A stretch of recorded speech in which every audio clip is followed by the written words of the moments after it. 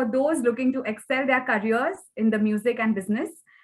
This conference is a must for ones who are aspiring to take their career to the next level and also to learn important information about the industry and how does it work.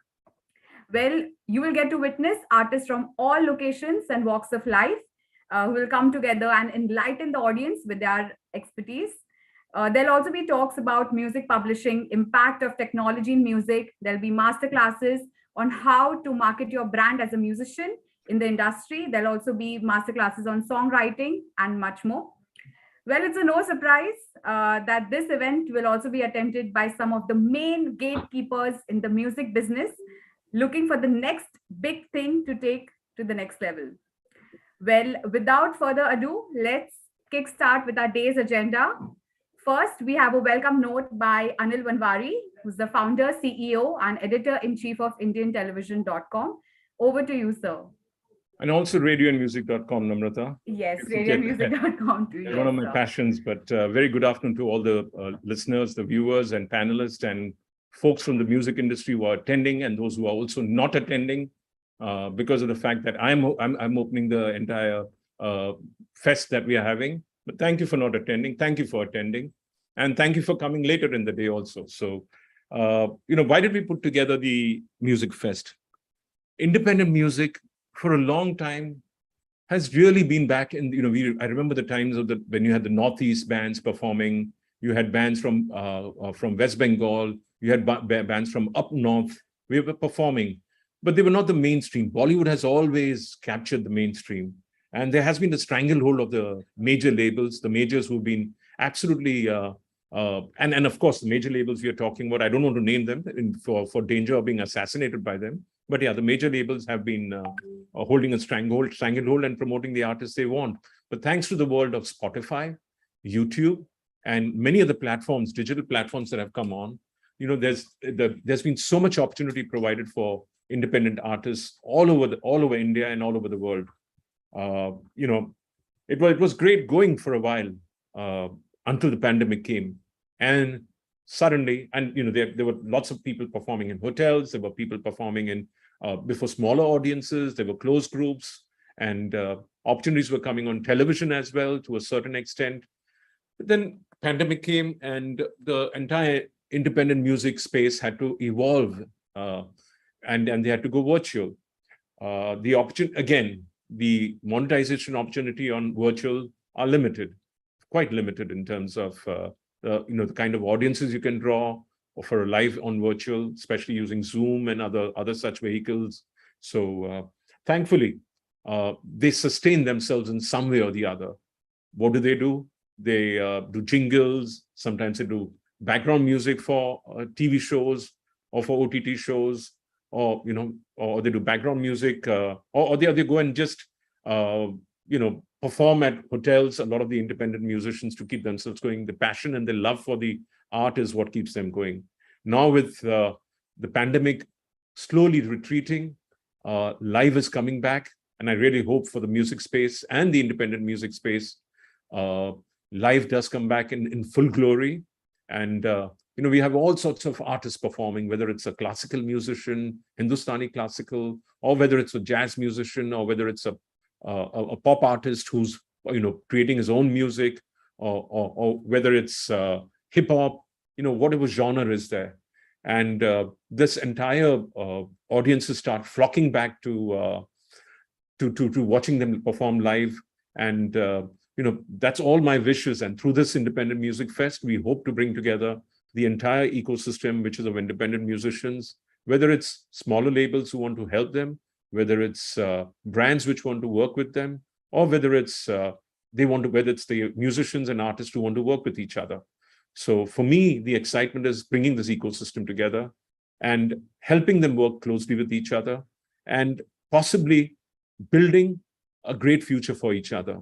I hope the Independent Music Fest serves that purpose, and that was the intent. We'd love to do it in a physical form next year. Hopefully, the ecosystem can support it. We'd love to have performances. We'd love to have jugalbandis. We'd love to have fusion coming in every form through independent musicians. India has great talent. It's unending talent all over the country, and so many musicians are not getting a chance. And I hope through the Independent Music Fest that we've created through radioandmusic.com, we can give them that platform, help each other notice each other and work together. I've spoken a little too much. Thank you all for listening. Please stay on. There are more interesting people with more interesting thoughts following me. So please stay tuned in and have a great Independent Music Fest. And thank you, Namrata and Mishal and team, whoever's worked on getting the speakers together, for putting this together for me. It was my dream at one stage, and you all made it a realization. Thanks to a lot of the advisory board members who advised us on what we should be doing. And we look forward to continuing with this going forward. Thank you very much. Have a great day. Thank you, sir, for your valuable insights. And moving on, well, now I would like to introduce you to our chief guest, Miss Kala Ramnath.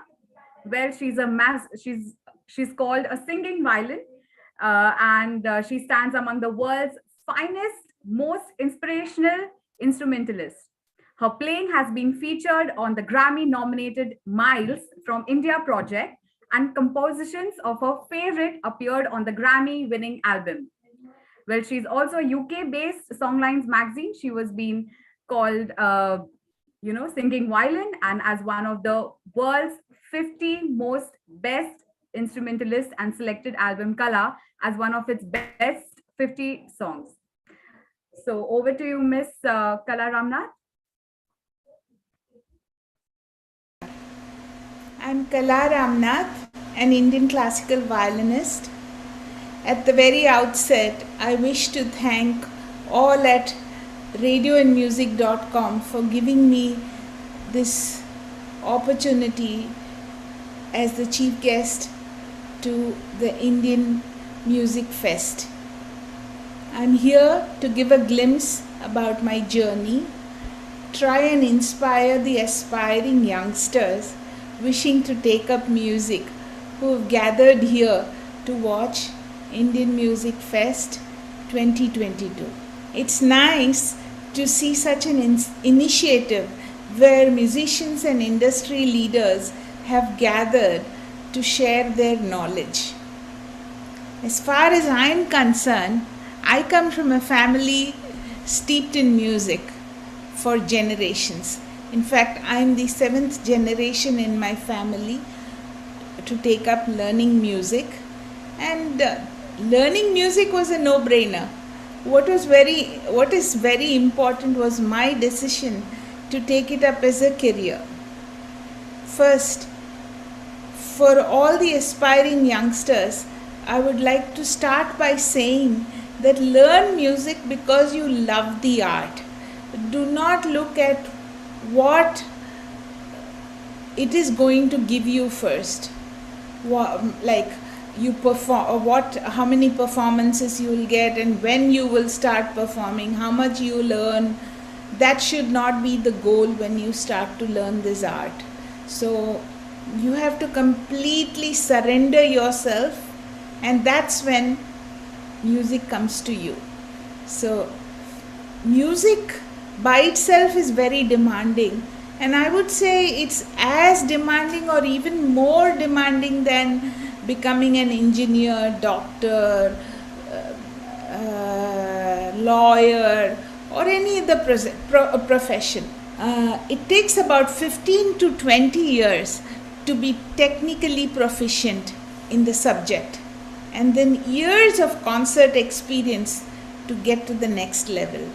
And if it's classical music, which I pursue, then it's about 30 years to become good at it. So the point of mentioning all this is not to discourage you, but to tell you that you need patience, hard work, perseverance, discipline, dedication, and lastly, humility. I first learned under my grandfather from the age of 2, and then when I turned a teenager, I started learning from my aunt, the very famous Dr. Srimati N. Rajan, for a brief period. Then I started training under the Mewati maestro Pandit Jasraj. The reason I went to train under him was some advice which I got from the legend of Tabla Ustad Zakir Hussain when he came to listen to me in my teens. Since I was learning from my aunt, I tried to be a total replica of her in music. That is when, after hearing me, Zakir Bhai commented, who would want to listen to an imitation when the original is there to hear? That set me thinking as to what I could do to be an original. And thinking led me to realize that my instrument is one which is closest to the human voice and it can do much more. So I decided to tap the potential of this instrument first. Therefore, I started learning under Pandit Jasraj, trying to reproduce vocal music on the violin, which had not been done very well, but many attempts had been made before me. There was a time when for a period of 6 months, I would sleep probably about 4 hours a day and devote the rest of my time to developing and creating the right technique to make my instrument sound like the voice.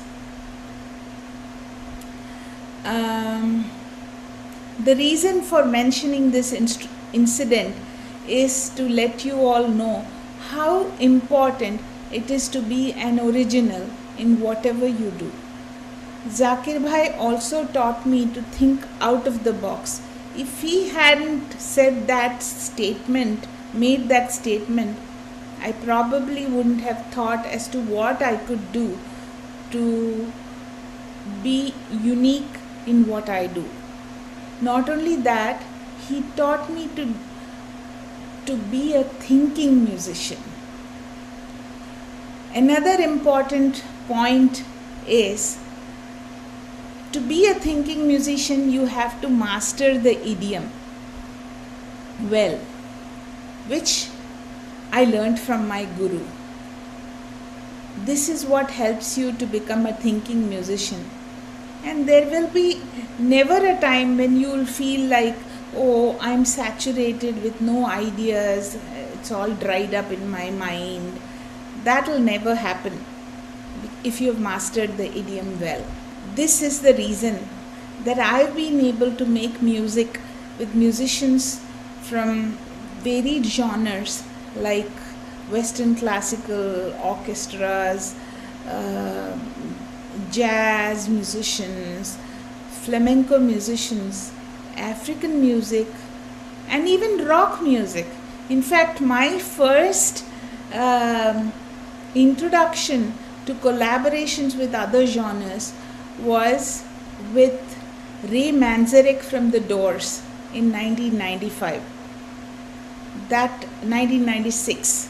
That was the first time I played with somebody, and I never knew who Ray Manzarek was.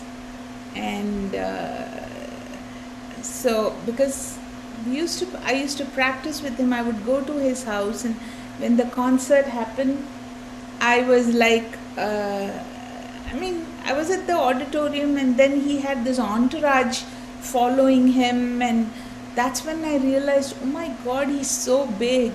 And something funny, I called my brother and then I said, this man has an entourage behind him. His name is Ray Manzarek. And he said, what's wrong with you? Don't you know who he is? And yeah, that's when I came to know how big he was, how big the Doors were. And I've also worked in Hollywood movies, and that also was, I think I was able to do all that only because of my training in Indian classical music. I would say Indian classical music is the music is in between the notes and not on the notes like in other genres. So one needs to learn from a guru. It's a Gurumukhi Vidya, that which is passed on from teacher to disciple. So you hear and you reproduce it. And that is why in my guru used to say that your ears are your eyes, because you're seeing the music through your ears. And so that is where we have our microtones at play in Indian music. Anyway, lastly, I would like to say one has to learn to be humble, because one needs to realize that you're not bigger than the art. The amount of respect you show your instrument and the art will reward you that much more. Of course, today you have media, social media, everything to promote yourself. But all this will work only if you have patience, perseverance, to put in the hard work, discipline, dedication, surrender, and humility towards the art. This is the key to success. Remember, one may have humongous talent in oneself, but without hard work to hone and polish your talent, it's all a waste. So ultimately, it's the hard work that pays off. So if I have to compare a hard-working musician against a very talented musician, in the end it'll all like even out. So I think hard work is what will help even a talented musician. Everybody needs to work. It's just the amount of work that you have to put that will differ according to your grasp, your memory, your aptitude, everything. So that will differ from person to person, but it is hard work which pays off. And to last long in the industry, half-baked knowledge can never help, which is why I said you have to master the art, the idiom that you want to perform. And every concert is a life experience. You face many situations, different sets of people, audiences, accompanists, fellow musicians, and some incidents truly make a mark in your mind, like this Ray Manzarek incident. And then when I played in the Hollywood movie, the challenge of having to listen to chords and then translating them in your mind to match the different ragas in my system, and within a span of a fraction of a second, to keep changing that as the chords progressed, as they changed. That was something very memorable for me. And of course, many concerts in all the beautiful venues that I've played in, like Carnegie Hall. I will be performing at Royal Albert Hall now again in July and again in September. Then my music which I wrote for the concertos that I wrote, the most recent one was on climate, which had a world premiere with the Seattle Symphony. So these are things which are very memorable to me. And I don't know if you all know that our classical music is the most ancient form of music in the world, and it has survived through time without any proper documentation. This art has survived just through passing on from generation to generation. Finding that there is no standardized structure, I have taken it upon myself to document everything that is available today through a website, indianclassicalmusic.com. Out of 4,840 rags which were available, today maybe 100 are in circulation, and people may know about 300, 400, or a max 500 rags. So we are losing everything. So I have decided that whatever I know and whatever other musicians know, I shall try to collate them and put them as videos, because as I said, our music has to be heard and learned, heard and reproduced. So if it is in written form, that's not going to help. So I've made it into videos, and so you will find everything there about the history of rags, their origin, their development, the different rags and their structure, everything. And I'm now going to put stuff about Tal. So I just started it last year. It was inaugurated by Ustad Zakir Hussain, and I'm slowly adding stuff there. So please do go check the website and let me know through your comments as to how I can improve it further. I would like to thank once again everyone at radioandmusic.com for inviting me and giving me this opportunity to share my experiences and feelings and learnings with all of you. Thank you once again. Namaskar. Namrata, you're on mute. Well, thank you, Miss Kala, for sharing interesting snippets about your life. And times have changed, and the current scenario has proven to be a boon for independent artists in India, and we all know that. Well, people are now more willing to listen to experimental music from unknown artists. Well, in a country well dominated by Bollywood music, the sudden emergence of independent artists who have been remarkably impressive. Well, in this panel, we have experts from the field of Hindustani classical and pop music who will share expertise on the current trends with respect to these genres. How did they survive in this pandemic? And they'll also discuss the future. I would like to call our first panelist, Mr. Praveen God Gandhi. He's an award-winning flute artist. Then we have Daval Kotari. He's a singer and music business entrepreneur. Then we have Mr. Pratap from Swarag Band. He's the founder and team coach at Swarag Band.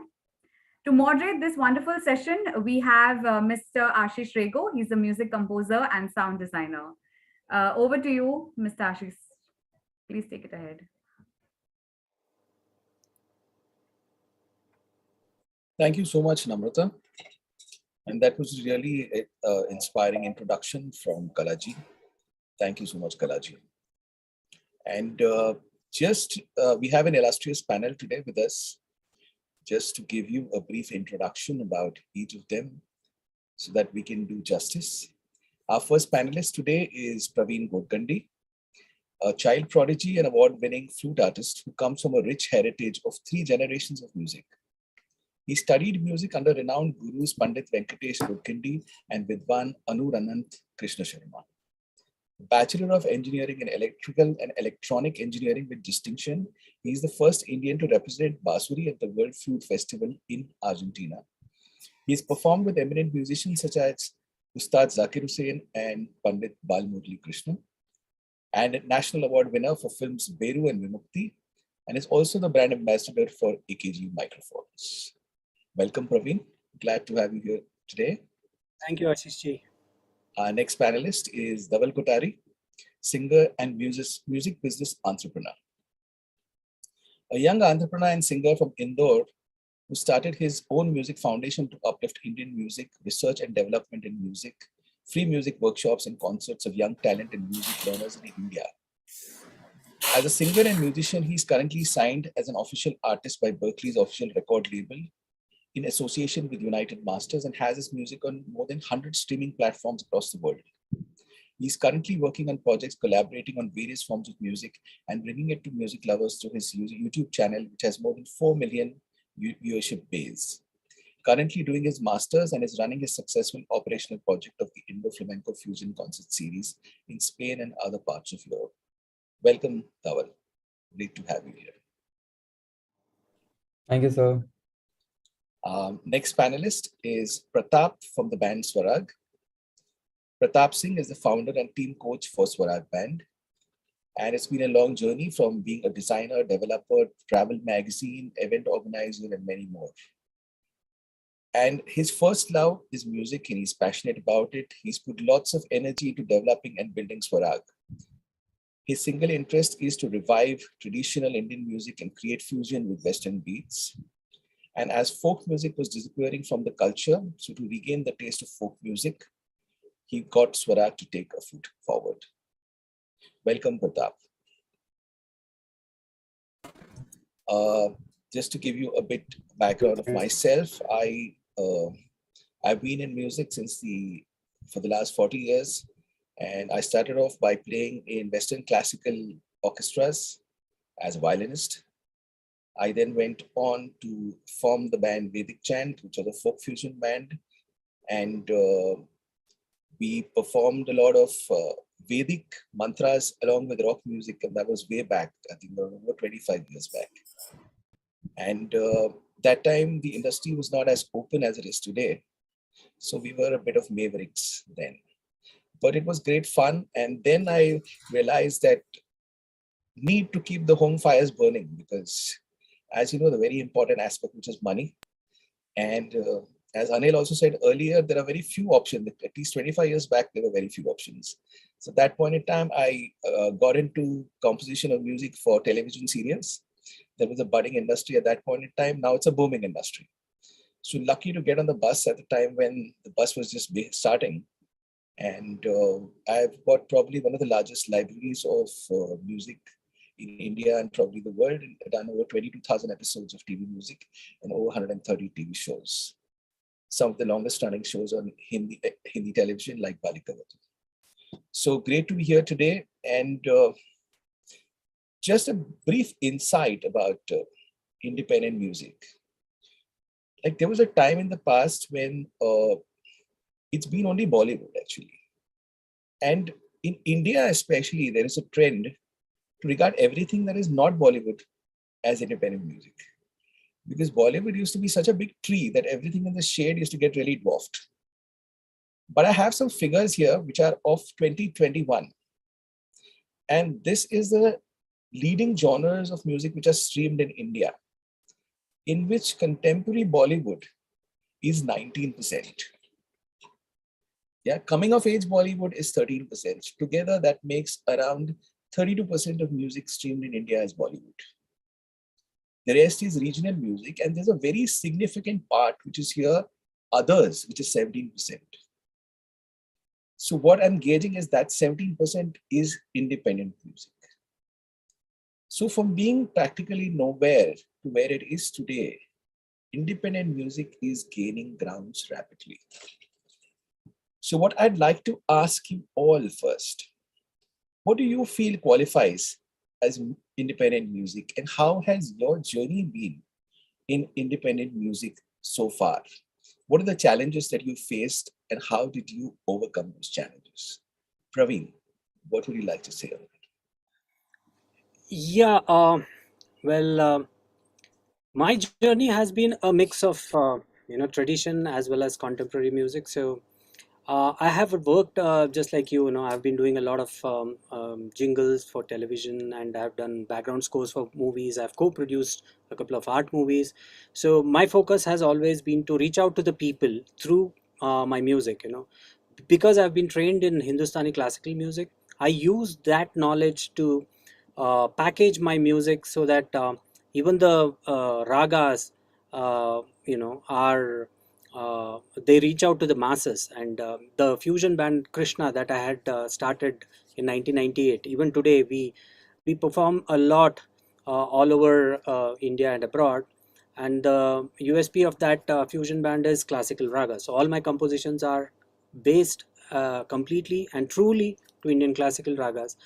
And so that way I've been able to somehow be a competitor as far as here local film music is concerned, as far as Bollywood or Sandalwood. So to stand uh, up to them, because most of the college fests have these Bollywood nights or mostly orchestras. But to have these important fests also feature my music, I think that was one achievement for the next generation who are following this similar genre of music. So this fusion based on ragas is something that really helped me in all my work, whether it is composing for films, for composing for my TV things, whatever it is. So that solid base of classical music and the ragas has helped me even to collaborate with musicians, Carnatic musicians like Pandit Vidwan Kadri Gopalnath ji, or several other legendary Carnatic musicians. So this fine balance between different genres, trying to keep the traditional values intact, was quite challenging, but something that I really enjoy. And as far as reaching out to the masses is concerned, during the pandemic, I tried to perform a series of ragas. Like Kalaji just mentioned that there were so many ragas and so many of them are getting lost. So I tried my bit to safeguard these ragas. I started a series called Ragatainment, Raga with Entertainment, and I performed 101 ragas every week for 50 weeks. So 2 ragas every week, and that was there on Instagram, on my YouTube channel. And my idea always has been for the last 25 years is to make people aware of the beauty of these ragas, because I always talk to my audiences in during my fusion concerts. I say, you listen to a Bollywood song, and you just get mesmerized by the composition or by whatever feel that it gives. But if you just go take a step back and just realize the notes which are loosely based on some or the other raga, and if you're allowed to listen to the same combination of notes for say 30 minutes or 45 minutes, the happiness that you might derive is multiplied by so many times. So and that has worked, at least in places, remote places and rural places in Karnataka, wherever I have performed. The next time when I go to perform there, they don't ask me to play the songs, they ask me to play the rag. So I think that's been my journey so far. And as I said, I've been enjoying this journey of creating music using my the traditional art form. Right now I'm sitting in the studio. So before joining the session also, I was thinking about new compositions and stuff like that. I have a school here where I'm training a lot of students who are again now venturing out as professional flutists. And social media has really helped this generation in a way that they can reach out to their audiences much easier, unlike for us. But I think it's a wonderful point to be in the journey, that this is the time when it's much easier to reach out to the artist, and it's much easier for the artists also to reach out to their audience. But the only problem is the monetization part, which needs to be reworked, because as classical musician and a classical concert performer, I feel that the next generation of organizers have not yet turned up, they have not arrived yet.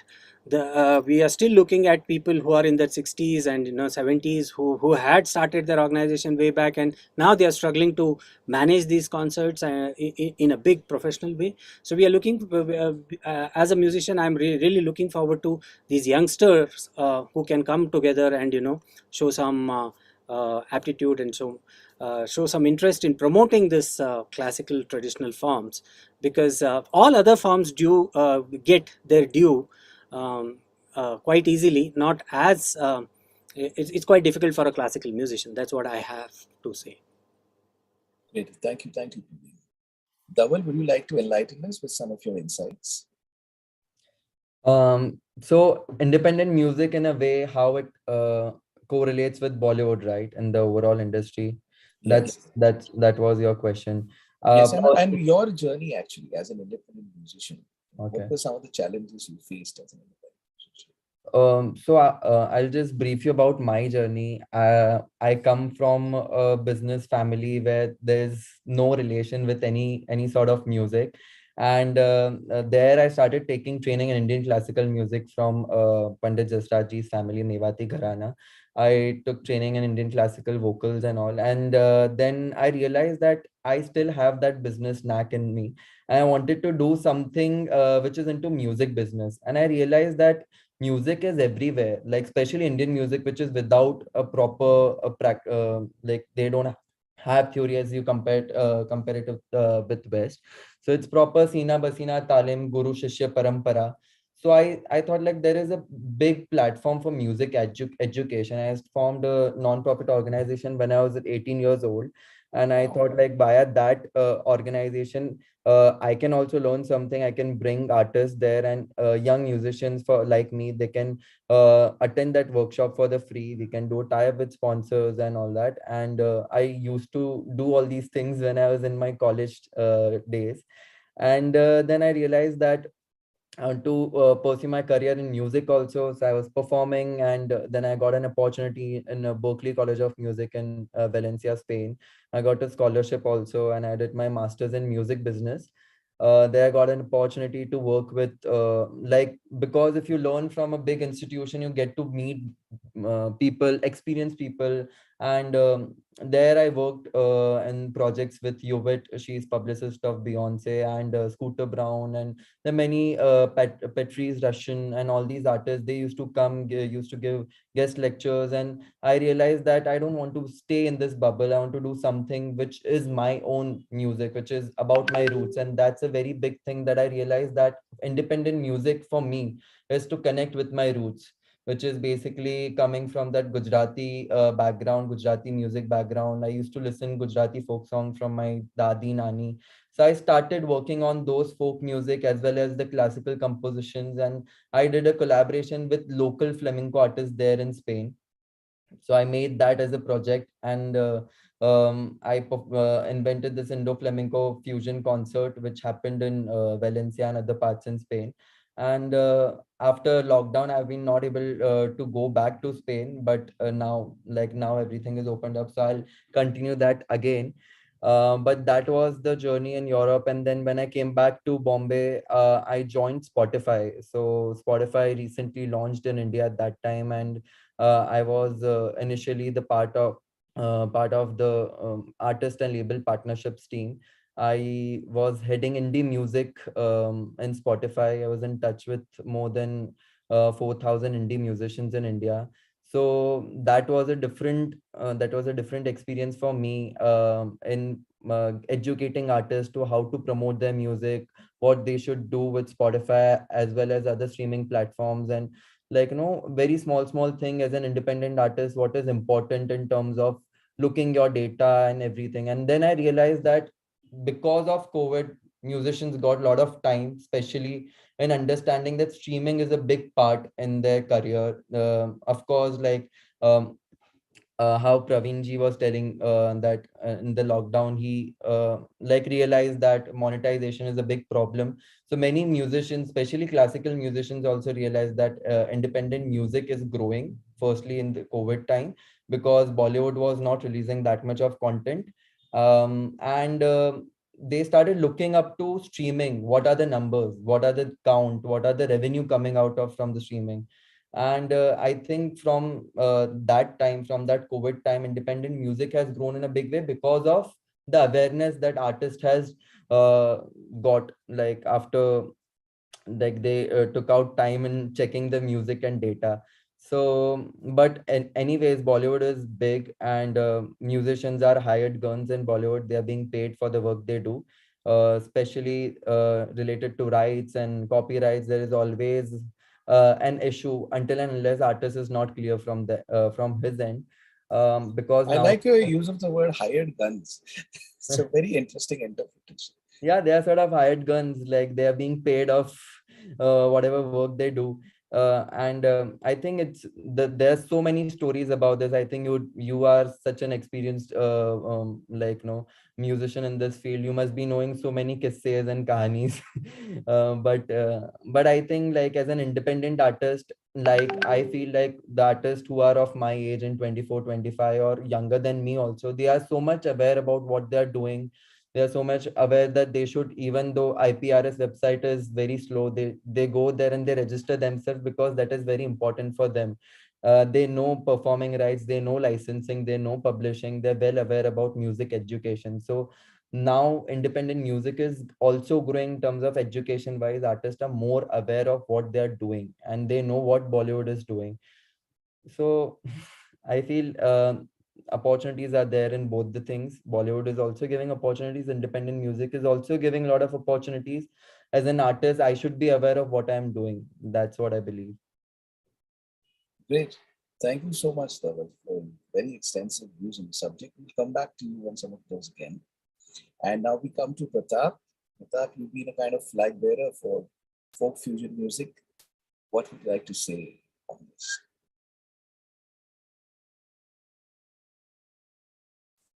I think you're muted, Pratap.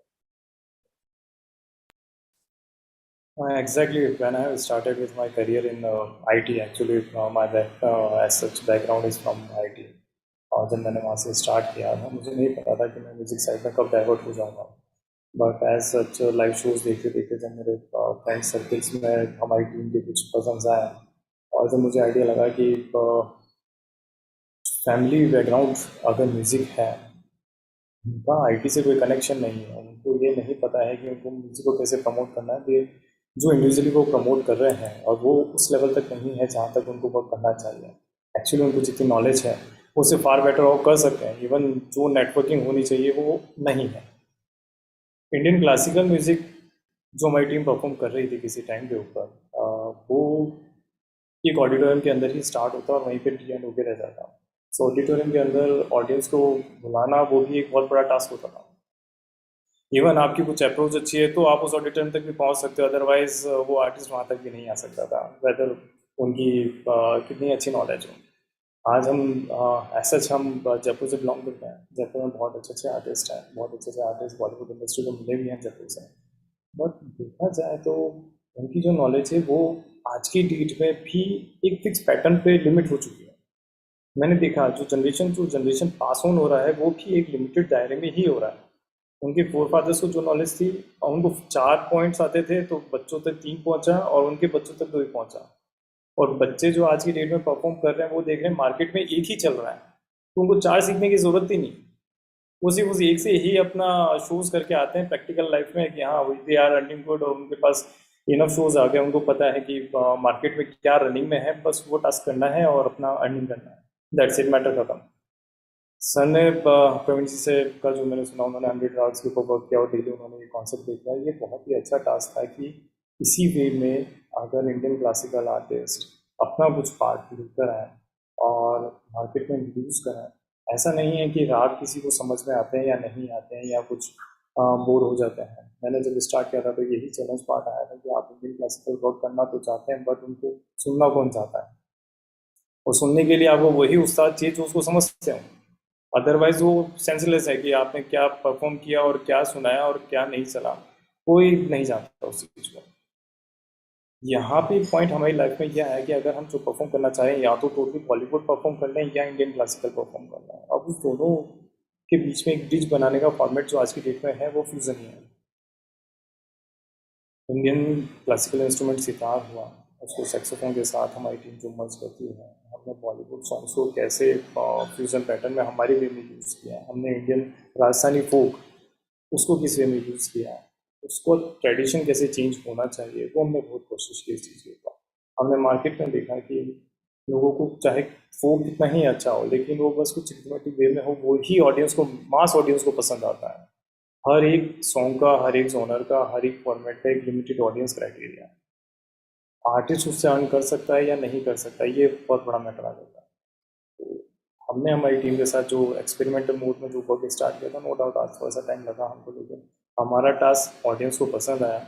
और उसी में हमने देखा कि market में जो mass audience, ये Covid का टाइम था, कोविड का टाइम इतना अच्छा था कि अब देखिए, यार गलत बात तो हो ही जाएगी कि वैसे हेल्थ वाइज कॉन्शियस है कि अगर अपन देखा जाए तो बहुत इफेक्ट पड़ा है इंडस्ट्री को, लेकिन देखा जाए कि जिनको यूज़ में लेना था उस समय को, उस समय एक तरह से रुक सा गया था। उस रुके हुए समय को अगर किसी ने यूज़ में लिया, यूटिलाइज कर लिया, वो आज की डेट में फार बेटर है रादर देन 2 years। अगर पहले की बात की जाए तो हर एक पर्सन की ज़िंदगी में जिसने यूज़ किया है उस समय को, नहीं किया वो वहीं की वहीं रुका हुआ था और वहीं से वापस अगेन स्टार्ट किया। तो हमारी टीम ने जो इम्प्रूवमेंट किया, इवन आईटी को लेते हुए, मेरे को नहीं पता कि कितने आईटी इंडस्ट्री से बिलोंग करते थे कि उन्होंने जूम टेक्नोलॉजी को यूज़ करना सीखा, किसी और टेक्नोलॉजी को यूज़ करना सीखा, अपनी सोशल मीडिया को कितना सीखा, वो सब 2 साल में बहुत ज़्यादा इम्प्रूवमेंट हुआ, इन्फ्लुएंसेस कितने बढ़ गए। तो इंडियन क्लासिकल म्यूज़िक को अगर थोड़ा सा आगे लेके आना है तो फ्यूजन आज की डेट में एक वो दायरा है कि हम उसको थोड़ा सा चेंज कर सकते हैं, उसी के थ्रू जितने ज़्यादा ऑडियंस ग्रैब कर सकते हैं वही कर सकते हैं। फोक म्यूजिक बॉलीवुड में काफी यूज हुआ है और काफी गाने प्रभावित हुए इससे। आप फोक फ्यूजन कर रहे हैं, तो आप क्या अलग कर रहे हैं जो आपको लग रहा है जो बॉलीवुड ऑलरेडी नहीं कर चुका? आप क्या अलग कर रहे हैं एज एन इंडिपेंडेंट म्यूजिशियन? देखिए, हमारे म्यूजिक में अगर कुछ फ्लेवर मिलेगा वो मिलेगा, कोई सा भी आप फोक ट्रैक लीजिए, और इवन रियल फॉर्मेट तो एक्चुअली ये होता है कि ऑडियंस आज भी एक्चुअल जो इंस्ट्रूमेंट होता है ना उसका टेस्ट नहीं भूलिए। आप इसको देखिए इस चीज़ से देखिए कि अगर कहीं आप इलेक्ट्रिक इंस्ट्रूमेंट प्ले कर रहे हैं और वहीं आप एक्चुअल इंस्ट्रूमेंट गाएंगे, आप सब म्यूजिक सिस्टम हटा दीजिए, आप केवल एक माहौल बनाइए, सिर्फ हारमोनियम, तबला और वो लेके बैठिए, जो माहौल वो बनता है ना सर, वो माहौल इलेक्ट्रिक इंस्ट्रूमेंट से साथ में कभी कितना ही बड़ा साउंड सिस्टम लगा दीजिए वो नहीं बन सकता। एक्चुअल इंस्ट्रूमेंट से जो वेव्स निकलती है बॉडी के अंदर, जो एंटर करती है इंस्ट्रूमेंट से निकली हुई वेव्स, एक्चुअल वो आपको अलग ही माहौल बना देगी, चाहे आप स्पिरिचुअली वे में उस चीज़ को लीजिए या एक्चुअल में लीजिए। जो आप कहते हैं गूज बॉम्ब्स हो गए हैं या आपकी आंखों से आंसू आ गए हैं, आप जो भाव समझ रहे हैं, वो एक्चुअल इंस्ट्रूमेंट और जो समय का और जो राग का खेल होता है वो अलग ही होता है। और जो इन चीज़ों को समझा हुआ होता है, आज की डेट में आप बहुत सारे म्यूजिक फेस्टिवल्स देखेंगे, वहाँ पे प्रेफरेंस दी जाती है कि छोटे छोटे ग्रुप बनाए जाते हैं और जितना साउंड कम हो उतना कम लगा के ऑडियंस को एक्चुअल इंस्ट्रूमेंट्स का साउंड देने का वो किया जाता है। तो एक रॉ प्योर म्यूजिक जो होता है फोक में, वो अपनाने की कोशिश करूंगा। राइट राइट सर, और वो कि जो एक एक्चुअल टेस्ट के साथ में आ जाए तो वो ऑडियंस को एक अलग ही पावर अनुभव होता है। बहुत बढ़िया, thank you so much. And Covid जो है, I mean we all been through Covid, और कोविड के समय काफी लोगों को परेशानी भी हुई और काफी लोगों ने मौके का फायदा उठा के बहुत पैसा कमाया। सो I would like to ask this question to you all. So, what did you do during the COVID period that was different from what you normally did? And how did you all pass through this? For me as a person, I mean, I was always doing music what other people wanted me to do, which is called commission music. I discovered myself during COVID. In fact, COVID ke time, I mean, I started doing songs which I started writing songs myself. I started directing videos myself, and we did a video called Vande Matram, which had over 100 composers and singers from all over India, and that did phenomenally well. We won loads of awards. We did a song called Jago Zara, which had over 150 female musicians from all over the world, and that also won around 200 international awards. So as far as I'm concerned, if COVID didn't happen, I would never have even discovered this aspect of myself. So COVID really inspired, and I now have a new purpose in life actually. Now I've started a channel called Indemus, which is on YouTube for only independent musicians, and we are only promoting independent music on that. So for me, COVID was a period of discovery of my independence as a musician. So how did you all go through the COVID period, and what did you gain from it? Praveen, what would you like to say? Uh, Very similar to your experience, Ashish. I was fortunate to discover a different talent of mine, of which was writing. I finished a novel in Kannada, and it's a fiction novel. It's a rarity that a classical musician writes a fiction novel based on music, though. So I had never dreamt that I could write, first of all. So I wrote it in English first, and then I translated it into Kannada, and it's already released, and it's getting good reviews. And now I'm all reworking on the English version of the novel, which will be out soon. इसके अलावा, I did a lot of collaborations during COVID. One of these a song, a composition, Unmada, wherein I collaborated with the fantastic Rajesh Vaidya on Veena, and Gino Banks on drums, and Umesh on the keyboard. So we released this single, and it incidentally won the Clef Music Best Single award. And then I also did one more very interesting classical piece. But I'm always a fan of all the wind instruments. So I also invented a couple of new flutes for myself. One is the U-shaped bansuri, which I use to reach the lower notes. Which was impossible because the length would have been unmanageable, and without the keys I used the technique of alto flute, and then created a bamboo flute which is in U shape.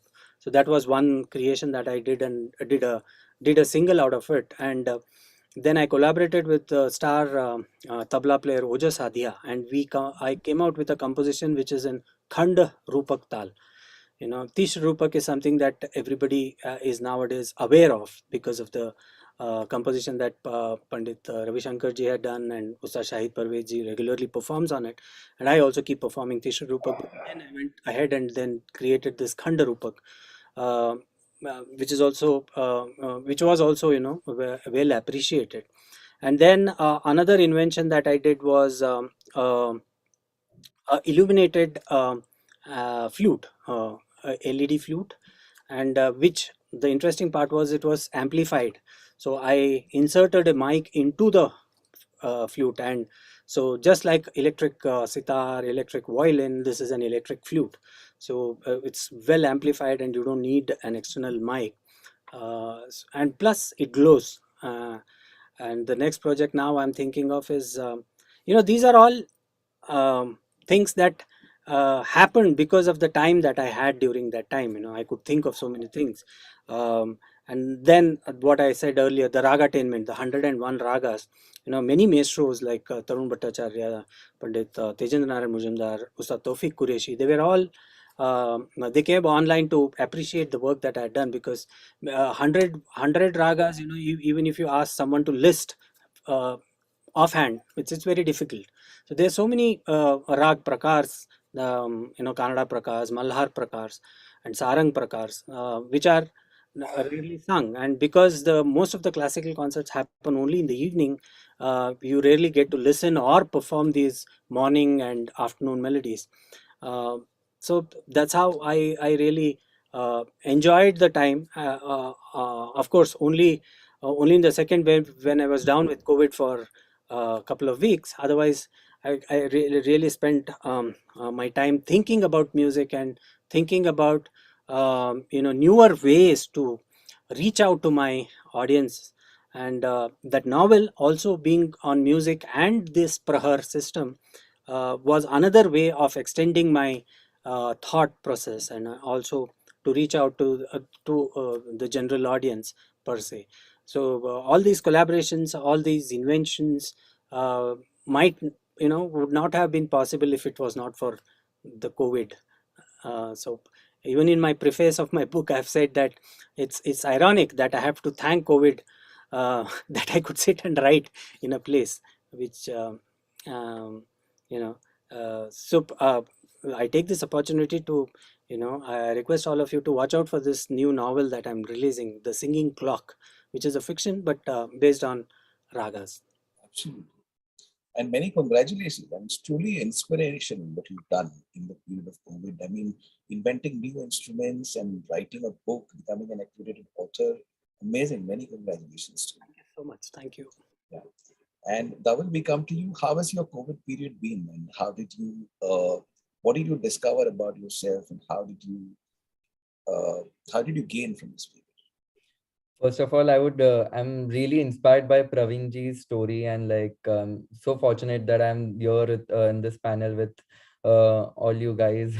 um, Coming back to me, my COVID journey was about working on my music content. So in that COVID period, I worked on my data and my songs. Like, I created 12 songs, and it was a lot of time taking process.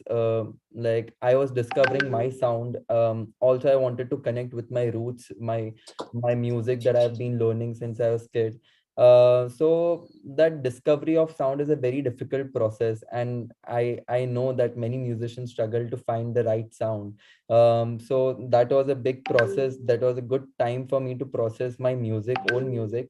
Secondly, I saw there were a lot many avenues as in music business entrepreneur. When I was working in Spotify, I saw there were so many big avenues coming in for independent musicians during COVID, especially with Spotify. They started with a lot of independent artist campaigns such as Radar, where, like, no, independent artists from all over the world in 150 countries, they used to bring new emerging artists and they used to highlight them on the platform. Even Apple Music and there were various labels who were also trying different things and doing videos with independent music or social media content. So many avenues opened up, many opportunities came up for independent musicians. Also, I saw many artists releasing EPs, especially Divine, and there's so many artists I can name. Like, they came up with EPs, especially Punjabi artists also, and that created a big sort of a tap into regional independent music. All the companies, labels, they realized that there's big potential in regional music, and they started looking for artists in Punjabi, in Gujarati. And then I realized that I've been putting out Gujarati content a lot, and there are very few young musicians like me who are working on original Gujarati content. And then I found that this is my niche. There are lesser fishes in this ocean as compared to Bollywood or as compared to independent in general. So I started putting out a lot of Gujarati original content, and which was working for me actually. And then especially in music education side, I saw a lot of online workshops and concerts happening. People were going and applying for a lot of music workshops. I especially noticed this Urban Pro Tutors that came up as an app, where people, like thousands of people, started giving teaching classes there, like especially all the teachers, musicians who were like not able to find job during COVID. They found this app as well as many others, and online concerts and workshops happening that gave a lot of opportunities to musicians in general, especially independent musicians during the COVID. That's great. That's great. And just to give you a heads up, I mean, you mentioned regional music that has come up. I mean, the figures for 2021 are very inspiring. I mean, Tamil music has 7% of the share of streaming. Punjabi is 6%, Telugu is 6%, Malayalam is 3%, and Kannada has 2%. Also, classical and traditional music has 4% of the entire pie. So those are significant improvements vis-a-vis coming out of the shadow of Bollywood. So I think the COVID period has really been a boom for regional music also as much as independent music. So that's really, I think there are good times to come there. Thank you, Dhaval. और प्रताप, आपका अनुभव कैसा रहा ये Covid के दौर में, और आपने क्या क्या किया उस दौर में और कैसा आपका पूरा सफर रहा? देखिए सर, फर्स्ट ऑफ ऑल तो सबसे बड़ी बात तो ये है कि कोविड के दौर में हमारी टीम की सभी फैमिलीज एकदम सेफ थी। कोई मिस हैपनिंग जैसा कोई मैटर नहीं आया। ये सबसे पहला पॉइंट था हमारी सबकी ज़िंदगी में, जो अच्छे से निकल गया। अब उसके बाद इसका दौर, स्टार्टिंग की बात कही जाए तो स्टार्टिंग में 2 से 3 महीने यानी वो समझ में नहीं आया प्रैक्टिकल सी बात थी कि क्या होगा और क्या नहीं होगा और हमको क्या करना चाहिए। वो एक तरह से रिलैक्स मोड था और डर का माहौल था। कुछ करें या नहीं करें वो सिचुएशन थी। थोड़ा सा समय निकला, उसके बाद समझ में आया कि बैठने से कुछ नहीं हुआ। कि हमारी टीम ने एक सॉन्ग भी रेडी किया था, जा रे अरे कोरोना वायरस थारो नहीं थे कोई काम रहे। तो ये राजस्थानी फोक लैंग्वेज में ही था, राजस्थानी लैंग्वेज में ही था और बहुत ही अच्छा रहा ये वाला पार्ट और लोगों को बहुत पसंद भी आया ये सॉन्ग। और इसके अलावा फिर सबसे बड़ी बात जो हमारी लाइफ में आई वो आई थी technology related upgradation in the team.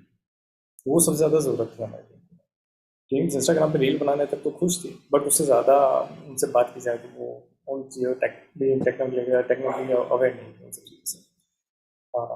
Zoom के ऊपर बहुत सारे हमारे शूज़ हुए और इसके ऊपर इंस्टाग्राम के ऊपर शूज़ हुए। टेक्निकली कितना इन छोटे छोटे पॉइंट्स का फर्क पड़ता है। एक छोटी सी केबल कितना एफर्ट लगाती है एक प्रोग्राम को अच्छा करने के लिए, ये उस दौर में टीम को भी समझ में आया और हमको भी समझ में आया जब हम टेक्निकली वर्क करने लगे इन चीज़ों के ऊपर कि हाँ ये छोटी सी केबल है, इसको साउंड के करने के लिए पास ऑन के लिए क्या ज़रूरत है, एक बेटर क्वालिटी केबल्स एंड एक लोकल केबल्स। तो उस टाइम ड्यूरेशन में ये बहुत ज़्यादा डिफरेंस समझ में आया कि अगर आप टेक्निकली परफॉर्म कर रहे हो ऑन स्टेज तो साउंड गियर्स कितने मैटर करते हैं। एक्चुअली फोक आर्टिस्ट है, फोक आर्टिस्ट को इन चीज़ों का सेंस नहीं है। फोक आर्टिस्ट को तो जहाँ बिठा दिए वहीं से अपनी कहानी शुरू कर देते हैं। तो एज एन फोक आर्टिस्ट हमारे साथ, हमारे ग्रुप के साथ यहाँ राजस्थान में जो एक छोटा सा ग्रुप बना हुआ है उसमें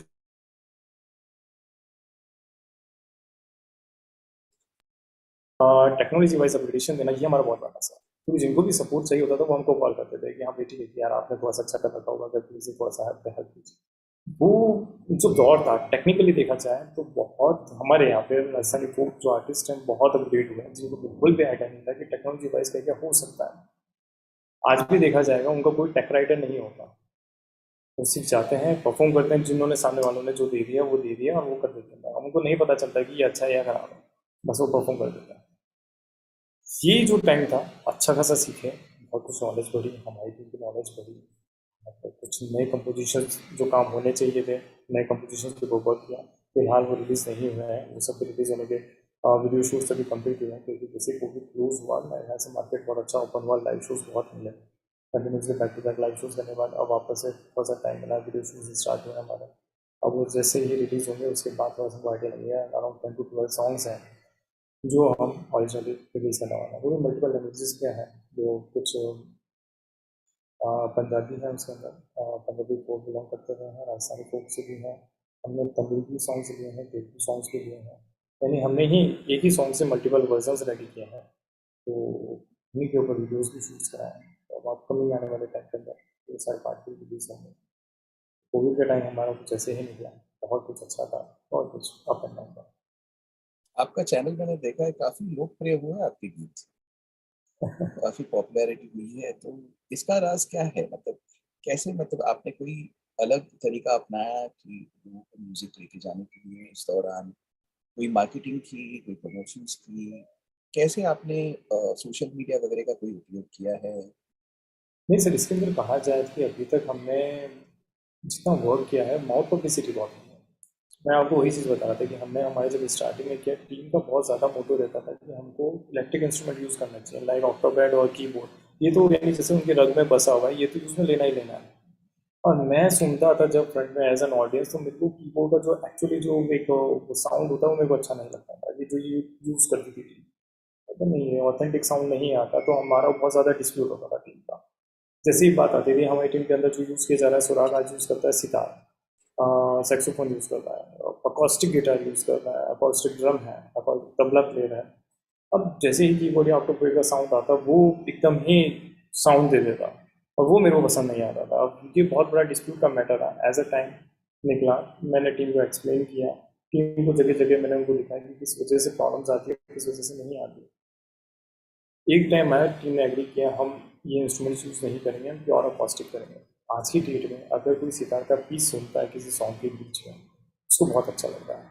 इवन हमारे साथ ये बात आती है कि एक सॉन्ग को इतनी बार रिपीट कराया जाता है कि केवल वहाँ पे अकॉस्टिक इंस्ट्रूमेंट का साउंड सुनने का जो एक वो होता है, उनको समझ में नहीं आता। एक्चुअली ऑडियंस को पता नहीं चल रहा कि उसको सॉन्ग क्यों अच्छा लग रहा है, लेकिन मैं मेरी नज़र से उस ऑडियंस को देखता हूँ और जब मैं हमारी टीम को देखता हूँ तो मुझे समझ में आ रहा है कि उसको अच्छा इसीलिए लगा है क्योंकि उसको जो ये सितार का पीस जो है वो बहुत अच्छा लगा, अकॉस्टिक तबला का जो साउंड आ रहा है वो बहुत अच्छा लगा। बीच में जो जुगलबंदी हुई है वो जुगलबंदी आज की डेट में मिस कर चुके हैं।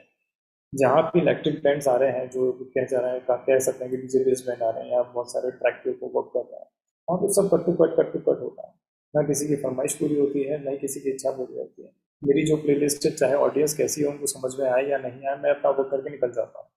हमारा टास्क यही रहता है कि आप आए स्टेज के ऊपर, हमने परफॉर्म किया। टीम का हमारा ये रहता है कि जज कीजिए सामने ऑडियंस कैसी है, उनको क्या समझ में आ रहा है। हम राजस्थानी देते हैं तो राजस्थानी में हम इस चीज़ का दायरा रखते हैं कि लैंग्वेज एज इट इज़ वो हो जो सामने वालों को एक जनरलाइज समझ में आ जाए। Same with Gujarati language. कुछ गुजराती जैसे अपन इस नवरात्रि के टाइम पे जो करते हैं, गरबा का जो पैटर्न रहता है, किसी को समझ में आए या नहीं आए लैंग्वेज, लेकिन वो कुछ पैटर्न ऐसे उनको समझ में आ जाता है कि हाँ भाई हमको कैसे पाँव घुमाने हैं। सेम विद राजस्थानी फोक के साथ है और सभी फोक के साथ में ये होता है। लेकिन पंजाबी फोक इस मामले में बहुत आगे निकल गया, इलेक्ट्रिकली या कमर्शलाइज बहुत ज़्यादा हो गया। राजस्थानी अभी तक नहीं होता है क्योंकि राजस्थानी के साथ यही हो गया है प्रॉब्लम। राजस्थानी कल्चर में एक्चुअल में देखा जाए, राजस्थान में मल्टीपल लैंग्वेजेस चलती है तो राजस्थानी कहलाई जाती है। हम अभी तक राजस्थानी लैंग्वेज को कमर्शलाइज यूज़ नहीं कर पा रहे। आप देखेंगे घूमर घूमर को जिस हिसाब से बॉलीवुड में यूज़ किया गया, हम फोक में आज तक जो नॉर्मल पैटर्न है वही चला जा रहा है। हम उसको एकदम कमर्शियल क्या पा रहा है और नई टेक्नोलॉजी वाइज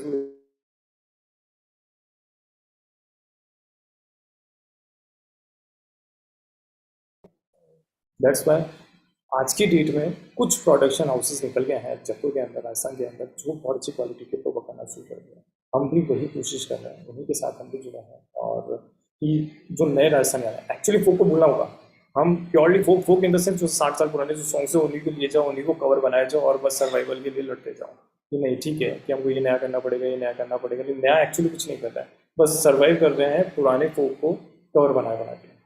वो छोड़ के और जब हम ओरिजिनली न्यू सॉन्ग्स के ऊपर आएंगे इन राजस्थानी लैंग्वेज, वो मार्केट चेंज होगा। राजस्थानी लैंग्वेज जो ऑडियंस है उनको समझ में आएगा कि नहीं हमारी लैंग्वेज के अंदर भी कुछ आता है, तब जाके मज़ा आएगा। हम उसी कॉन्टेक्ट में वर्क कर रहे हैं और यही चीज़ है जो हमारे ऑडियंस को भी पसंद है। लाइक स्टेज के ऊपर वो बहुत अच्छा लगा उनको कि जो अकॉस्टिक इंस्ट्रूमेंट्स का पार्ट है, अकॉस्टिक हमेशा सबको पसंद आता है। जैसे मैंने फर्स्ट टाइम पे भी कहा, जो रूह दिल की है, जो आपके दिल के अंदर जो साउंड एंटर करता है, वो राजस्थानी वो एक्चुअल इंस्ट्रूमेंट्स है, Acoustic instruments. Correct. Completely agree with you. Sound of acoustic instruments tugs at your soul. And when we go tracing back the journey of Hindi film music right from the beginning, if you notice the early compositions that were there, they were all either classical based or folk based to an extent. आज भी जो सबसे ज्यादा popular music होते हैं, I mean, वो भी काफी हद तक क्लासिकल बेस्ड और folk based. Yeah, but somehow, somewhere down the line, there's been a divide in the middle where Hindi film music has gone to be called Bollywood, and the others, the purists, are running on their own as independent musicians. Even classical music today is regarded as independent music. Then there was a third stream of music that came in, which is the influence from the West. Pop music, which came at that point in time, rock and roll from the time of Elvis, वो हिंदी फिल्मों में दिखाने लगे लोग, वो भी काफी हद तक लोकप्रिय हो गए। और वहां से एक अलग स्ट्रीम शुरू हुआ, pop music. And pop music actually means anything which is popular. But there was a point in history of Indian music which is in the 90s. And that was, I feel, the true moment where independent music came out as an industry, where you had genuine labels like Magna Sound, Crescendo, and so many others which came out promoting independent pop artists. Like you had artists like Alisha Chennai came out with her hit Made in India. We had Bidu with Boom Boom, Shan's Thanna Dil. Like Shan initially was an independent artist. Sonu Nigam at that point, he came out with so many albums like Divana, Indaler Mendi, and Somesh Mathur, Sunita Rao with her Parihu Mein, Shweta Shetty with Divane, and Colonial Cousins with, of course, how can you forget their amazing music. Then after that, we also had artists like Mohit Chauhan, who was with the band Silk Route earlier. Yeah, and they came out with this song Duba Duba Rehta Hoon. Yeah, you remember this? Does anybody remember this video? Yeah. It's really some amazing stuff came out at that point in time. And KK's most famous songs like Pal. Yeah, such a beautiful song. Yeah, Duba Duba Rehta Hoon, Yes, aankhon yes. mein bure. Yeah, it's a nice accent also. Thank you. Very nice. And Pal, which I mean, made KK immemorable. I mean, today people are singing that song. So from that point in time to now, yeah, I mean, after that period in the 90s, there was this entire gap in the Hindi film industry where there was some typical type of music which was going and pop stars just vanished. Yeah, I mean, then you had at that point in time also Baba Segal who come out with his style of rap, and which was again had got popular. Then we had Shubham Udgal ji at that time who came out with the collaboration Ab Ke Sawan Aise Barse with and even Asha ji came out with Janam Samjha Karo at that time. Yeah. Then after that again there was this lull which happened, and now I feel probably the COVID gave again rise to an environment where so many new superheroes in the field of independent music have come out. Like apart from you guys, there are also people like Nuclear, Shirley Setia, the F-16s, Duelist Inquiry, Parvaz, Hari and Sukmani, Nicholson, the Local Train. So many other Indians in India as well as abroad have taken up this challenge, and probably COVID acted as a kind of leveler. Yeah, earlier there used to be this entire money power of the film industry, which used to pump music. Covid ने playing field level कर दिया. मतलब आप जो भी हो, मैं जो भी हूँ, हम सब समान हैं. तो उस टाइम पे इसीलिए एक माहौल ऐसे पैदा हुआ कि आप करोड़पति हो या कंगाल, दोनों एक ही है. And that's why I think probably the pandemic period was the most rich period in the production of new independent artists. And what do you feel about this? I mean, what would you feel? Is there any role model you had from the past in terms of independent musicians? And what do you feel is necessary for an independent musician to thrive, survive and thrive? Praveen, like to hear your thoughts on that. या जितने भी नाम आपने गिनाए उसके साथ मैं एक और गाना जो मुझे बहुत जिसने मुझे इंस्पायर किया वो था चित्रा जी और सुल्तान खान साहब ने गाया. Yes, of course. Diya Basanti, amazing. So देखिए मैं उस जॉनर से अभी भी वाकिफ हूँ और I try to relate to that. You know there was a nice melody and there was a nice harmony behind and you know that Sultan Khan साहब्स वॉइस एंड वो जो आलाप था, दैट ट्रेडिशनल एलिमेंट जो उसमें उभर के आता था, वो आज भी मेरे ख्याल में it will still work. You know those kind of experiments where you are rooted to your traditionalism, चाहे वो फोक एलिमेंट्स हो या क्लासिकल हो. I think those are the end the melody I think plays an important role.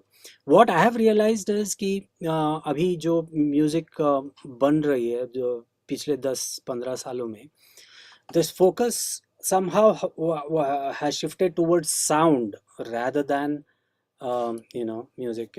Just like Pratap was mentioning कि acoustic instrument sitar का sound या एक original acoustic instrument के sounds जो हम लोग पहले सुनते थे बॉलीवुड में, you know, a nice सारंगी आलाप and a beautiful flute phrase, शहनाई.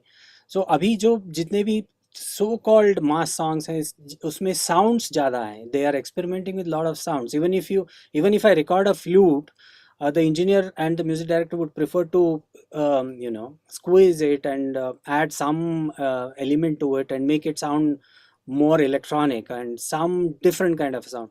और जितने भी लाखों musicians हैं, so instead of using them, I don't know why people still prefer to tweak these VST plugins, and वो सुनने में थोड़ा सा शहनाई लगता है, थोड़ा नादस्वरम लगता है, and some funny sound, and उसी पर ही काम चलता है.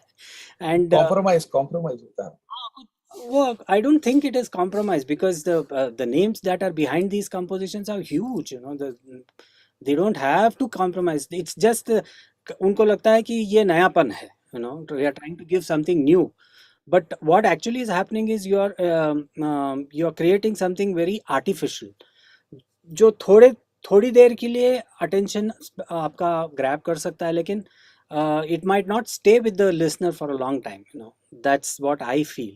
But then also I have seen a degradation of real harmony works, you know. background में जो chord work होता था पहले, और जो जिसको हम arrangements कहते हैं, उसमें उसकी तरफ ज़्यादा ध्यान है. अभी कुछ भी चलता है पीछे, मैंने some bass line and the song is something else, the chords are something else. They're only looking at how the song falls on your ears. मुझे ऐसा लगता है कि, you know, the way the frequencies hit your ear is what creates that euphoria to the listener, rather than the melody or the logic behind it. So it's more of hitting with that frequency bandwidth. Is what most of the composers are thinking. That is a stark difference that I see with the composers till the 90s, you know, whether it is independent music or Bollywood music. They still had wanted to create a niche for themselves using traditional value system. लेकिन अभी फिर मैं देख रहा हूँ कि there are a lot of people who are going back to those roots, you know, trying to create nice melodies using Sufi lyrics and high pitched alaps, and all that is coming back to a great extent. But I still feel that, you know, trying to create melodies that can stay for long should be the USP of independent artists as well, rather than using the electronic medium that we have. You know, the computers can do anything for you for that matter, you know, add chorus, artificial things it can do. But the more you have logically arranged and properly used acoustic and real creative stuff, it is difficult to stand apart. And then the other point that I would like to raise here is the importance of the videos, you know, well shot and you know, well edited and with a nice storyboard.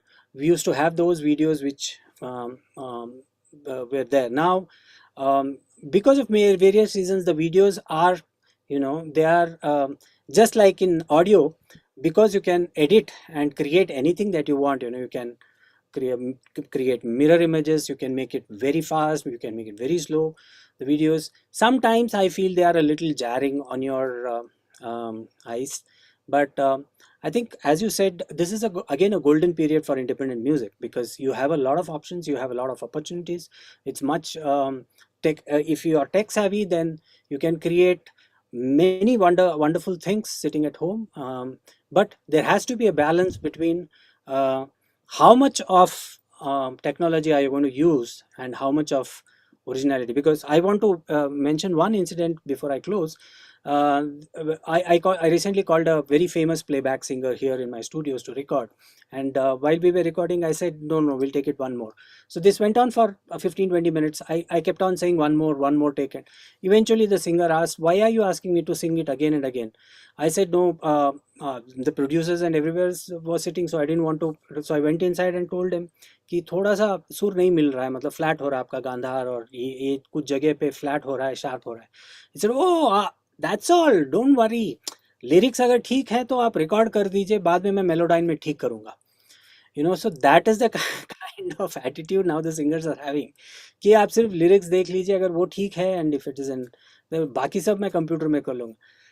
This was never heard of, when we actually, I started my career way back with Dr. S.P. Balasubramaniam, Janki ji, and all of them were singing. They were singing live with a 40-piece, 50-piece orchestra. And so with that background, when I see this kind of a thing, then I feel, maybe I should take a step back and look at it. I know it एक आध note इधर उधर हो गया तो उसको adjust करना ठीक है, लेकिन then completely being dependent on software and computers, somehow it's not my cup of tea. Great. So your advice is to basically keep it simple and focus on the melody rather than and use technology rather than abuse it. Absolutely. Great. Thank you so much. And Daval, what would you like to say on this? I mean, what are your views?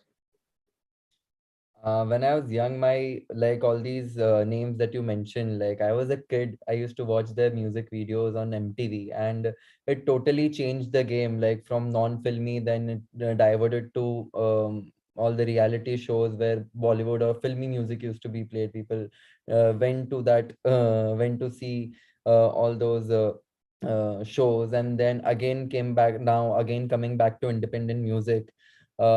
So I think that journey itself is a big inspiration. Like Colonial Cousins was one of the artists that I used to look up, and the way they used to do fusion with Western instrumentation and music. Like, so there are many such artists to inspire. But overall, like how Praveen ji also told, like India में लोगों को music देखना पसंद है. Like YouTube is a big thing, sunna nahi pasand, and that's why like it is changing. Streaming is coming up. Artists are realizing they should also put their music on audio platforms, and also to make music which is very relatable, which is very important thing that I have learned as a musician nowadays. That trend has also changed, that the lyrics that I work with and the music that I work with should be relatable to the audience that is listening to me. So that is a very important learning that I learned in this 3 4 5 years. And also one of the big inspiration is my guruji Pandit Ajay Ponkar ji. So he is in his 70s 80s. I still go there and like listen to his all kisse kahanis, and he tells me that like no, the work that he has done in Thumri, उन्होंने उस जमाने में ठुमरी पे इतना काम किया है कि लाइक नो उन्होंने पिया बावरी एक एल्बम लॉन्च किया था उनके बेटे के साथ, and that album still is being played in all the restaurants if you go in US. And like that kind of trend our Indian classical musicians have created and musicians have created, जो अभी देखने इतना नहीं मिलता है, that long lasting effect. So I feel like वो evolve होते रहेगा, but there's a lot of things that we young independent musicians need to learn from musicians like who have already done the work in the past. How has your experience been in the making of your videos? You've done quite a few videos. Is there any advice you'd like to give young composers who are making them videos? How have you used technology in that? I feel like if I'm spending in a music video, first of all, his budget is very big constraint. If I'm making a music video, almost you won't get a videographer in like 10 15K. At least you have to spend 50 60K. And then गाने पे आप spend करो आप एक मतलब हो ही जाते हैं 1 1.5 लाख का music video. And then as an independent artist, we are putting 1.50 K in one song, and 5 से 10 हज़ार लोग उसको देख रहे हैं. So you are a fool to put out a music and spend so much money. So my basic rule is to first do the budgeting of what sort of music video I'll make and how I'll do the storylining. I don't want to do extensive music videos because nowadays the trend is of short form content. People don't wait for 4 minutes in watching your music video. They want to go to reel, Insta reel, spend 10 seconds, and then they'll do swipe up. So that shift has also been a big, like in this last 2 years, like music videos on YouTube altogether has been like आप पैसे डालो और views लो, ऐसा हो गया.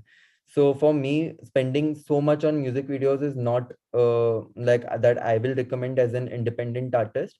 and finding a right videographer which works on your budget, which expresses your artist personality. Like there are many directors who will come and say आप अंधे बन जाओ या आप ये character ले लो, आप ये character. If you see artists in West, they don't act or pretend to be anyone else. They don't lose their artist character. They are there singing and lip syncing also, and they'll do things. Music video would revolve around their personality. They won't change itself. कोई acting करने नहीं लग जाएंगे. So that is a very big thing that many independent artists, they don't understand. They try to be someone else and they don't represent their personality. At the end, music video is to showcase your face value, to create your face value, to create your brand. That's how people recognize you as well as your music. Especially in India, people would recognize your face first. So yeah. Thank you. So building your brand, but not at a huge expense. And every brand needs to be seen to become a brand, and the visibility is extremely important. So don't blindly invest on music videos, is what your advice. Yeah. Thank you so much, sir. Thank you. Pratap, आपका इस मामले में क्या राय है, आप जरा share कीजिए। देखिए सर, प्रवीण जी ने जो बात कही अकॉस्टिक पार्ट को लेकर, मेलोडीज को लेकर, वो तो एक एक पॉइंट गोल्डन कॉइन की तरह है। उनको तो इकट्ठा करके रख के डेली सुनना चाहिए कि एक बार में ध्यान रहे कि हम क्या वर्क कर रहे हैं, क्या नहीं कर रहे हैं। इंडस्ट्री ऑटो ट्यून हो चुकी है एक्चुअली। आज की डेट में ऐसा हो गया है कि पहले के ज़माने में क्या था कि आज भी जो अपने गुरु से शिक्षा ले रहे हैं और जो उस्ताद से सीख रहे हैं, अगर आपके सुर में हल्का से भी ऊपर नीचे हो गया तो आप सीधा कान पकड़ के माफ़ी मांगते हैं, आपको आइडिया भी लग जा रहा है। और जो प्रैक्टिकल लाइफ आज की डेट में हो चुकी है, और don't worry we will tune it software, ये जो एकदम ब्रो वाला जो कल्चर आ गया है कि हाँ भाई ठीक है हम कर लेंगे, वो गलती जो है वो नहीं है इसमें। तो पहले ऐसा होता था कि बंदा 3 दिन तक सामने आके बैठता नहीं था कि मेरे से इतनी बड़ी गलती हुई कि मैं चलते चलते। इवन हमारी टीम भी जब स्टेज पे परफॉर्म करती है, जो हमारे सिंगर हैं आसिफ खान, रियल में बात कहनी पड़ेगी, चाहे कितना भी टाइम निकल गया हो, कितनी हाई पिच पे गा रहा हो, एकदम से हाई पिच पे गाते गाते कोई आगे कहता है भाई लग जा गले, तो आपको सुनाना पड़ेगा। अब जब आप एकदम हाई पिच पे डांस कर रहे हो, एकदम से आपको लग जा गले अगर किसी को सुनाना पड़ेगा, तो फिर आपका गला देखना ही पड़ेगा एक बार कि कहाँ से कहाँ पे आपको चेंज होना है। लेकिन स्टिल उन्होंने प्रैक्टिस करके उस चीज़ को वहाँ ले आता है कि वो आउट ऑफ कहीं भी वो लगना नहीं चाहिए कि भाई ये तो आप निकल गए बाहर। तो इस चीज़ का दायरा, जब आप मेंटली प्रेशर होते हो कि मेरे को गलत नहीं होना है, तो इट मीन्स नहीं होना, और जब आप उस प्रेशर में वर्क करोगे तो आप उस चीज़ को संभाल के रखते हो। और आप जब इजी हो जाते हैं नहीं कर लेंगे, तो आप नहीं हो सकते। हमने देखे हैं लाइव शोज, बहुत सारे बहुत बड़े बड़े आर्टिस्ट हैं जो इस फिगर में फीस लेके जाते हैं लाइव शोज के टाइम पे, जो हम इमेजिन भी नहीं कर पा रहे हैं कि ये चार्ज कैसे कर रहे हैं कि सिर्फ 60 मिनट्स 45 मिनट्स परफॉर्म कर रहे हैं, और आप लिपसिंग कर रहे हैं, और आप एक्चुअली ट्रैक यूज़ कर रहे हैं, और आप आगे निकल जाते हैं। हम जो टीम पसीना बाहर ये 3 घंटे 2.5 घंटे परफॉर्म कर रही हैं, और वो जब फीस की मैटर आती है और जब हॉस्पिटलिटी का मैटर आता है, तो चीज़ चेंज हो जाता है। अब खैर ये तो इंडस्ट्री है, मार्केट है। अब जो जितना एडवर्टाइजमेंट हो जाता है, जिसका जितना मार्केट हो जाता है वैसे चलता है। और बात आती है कि इंडिपेंडेंट आर्टिस्ट को वीडियो के साथ जाना चाहिए या नहीं जाना चाहिए, ये बहुत बड़ा पॉइंट है। और इवन हम खुद बहुत ज़्यादा स्ट्रगल किया इस पॉइंट के अंदर। हमने जितने सॉन्ग्स रेडी किए हैं, हमें वो सॉन्ग समझ में नहीं आ रहा था हम किस वे में वर्क करें या नहीं करें। सर ने बताया जैसे दवल जी ने कि 10,000 15,000 50 के यहाँ तक का जो फिगर है, आप अगर किसी सिनेमेटोग्राफर को बुलाते हो, आप किसी वीडियो की टीम को बुलाते हो कि हमको वीडियो शूट करना है, वो पहले तो आपको जज करेंगे कि आप करवा सकते हो या नहीं करवा सकते हो, बजट क्या है आपका। और अगर आपने किया हमारे 1 लाख का बजट है, सर क्या मजाक कर रहे हो क्या, 1 लाख में आजकल कोई शादी में ये काम भी नहीं करने आता। तो ये जो टर्म्स निकल के आती है तो आपको समझ में आता है कि आपने बहुत बड़ी गलती कर दी, उस चीज़ को बुलाते हैं। फिर आप देखते हो कि ठीक है किसी बजट के पास जाएँ, तो अगर कोई अच्छे रिनॉन है तो वो बात करते हैं कुछ 50 लाख में 1 CR में, वो सीधे टी सीरीज़ के वीडियोज़ दिखाएंगे, ये देखिए सर लाइटिंग इतनी की लग गई, आप क्या बात कर रहे हैं, कैमरे का रेंट इतने का आता है, रेड लो ये लो एरे लो। अब ठीक है वो सब चीज़ें हैं, बट आप एक बेसिक लेवल पे क्या शूट कर सकते हैं। और आज की डेट में बहुत सही बात थी कि आप ब्रांड को कोई फेस दिखाना ही नहीं चाहता।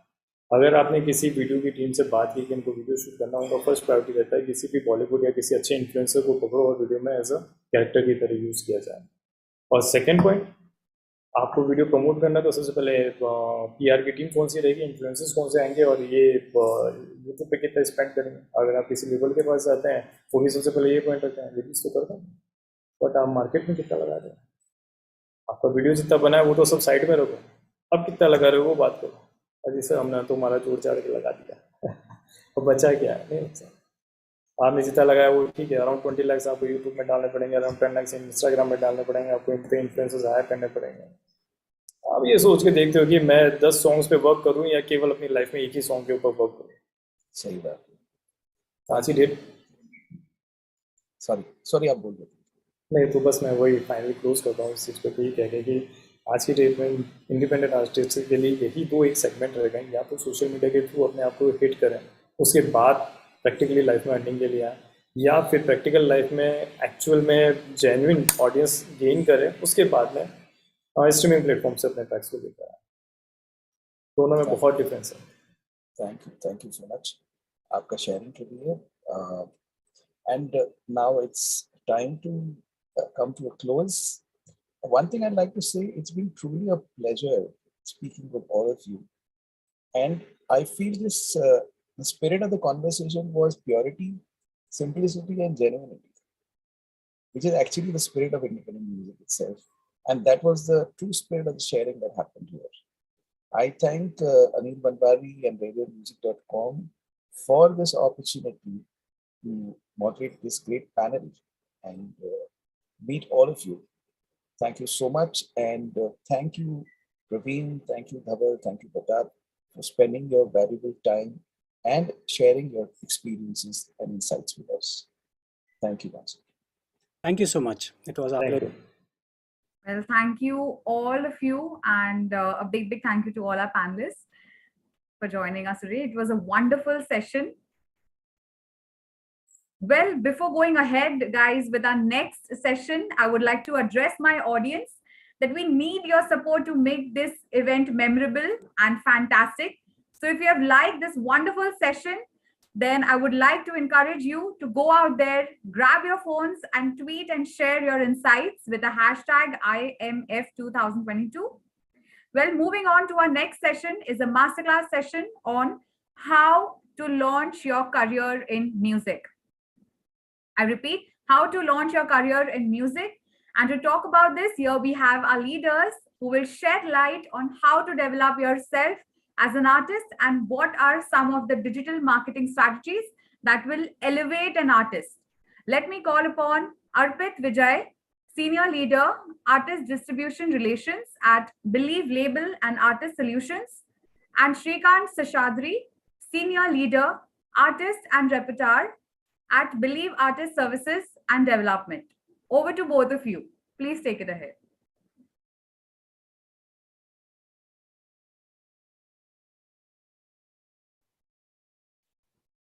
Shrikant and Arpit, are you all there?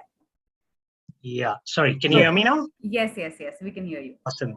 Hi guys, hi everyone. Thank you so much for having us here. I'm just going to be sharing my screen and then we will kick this off.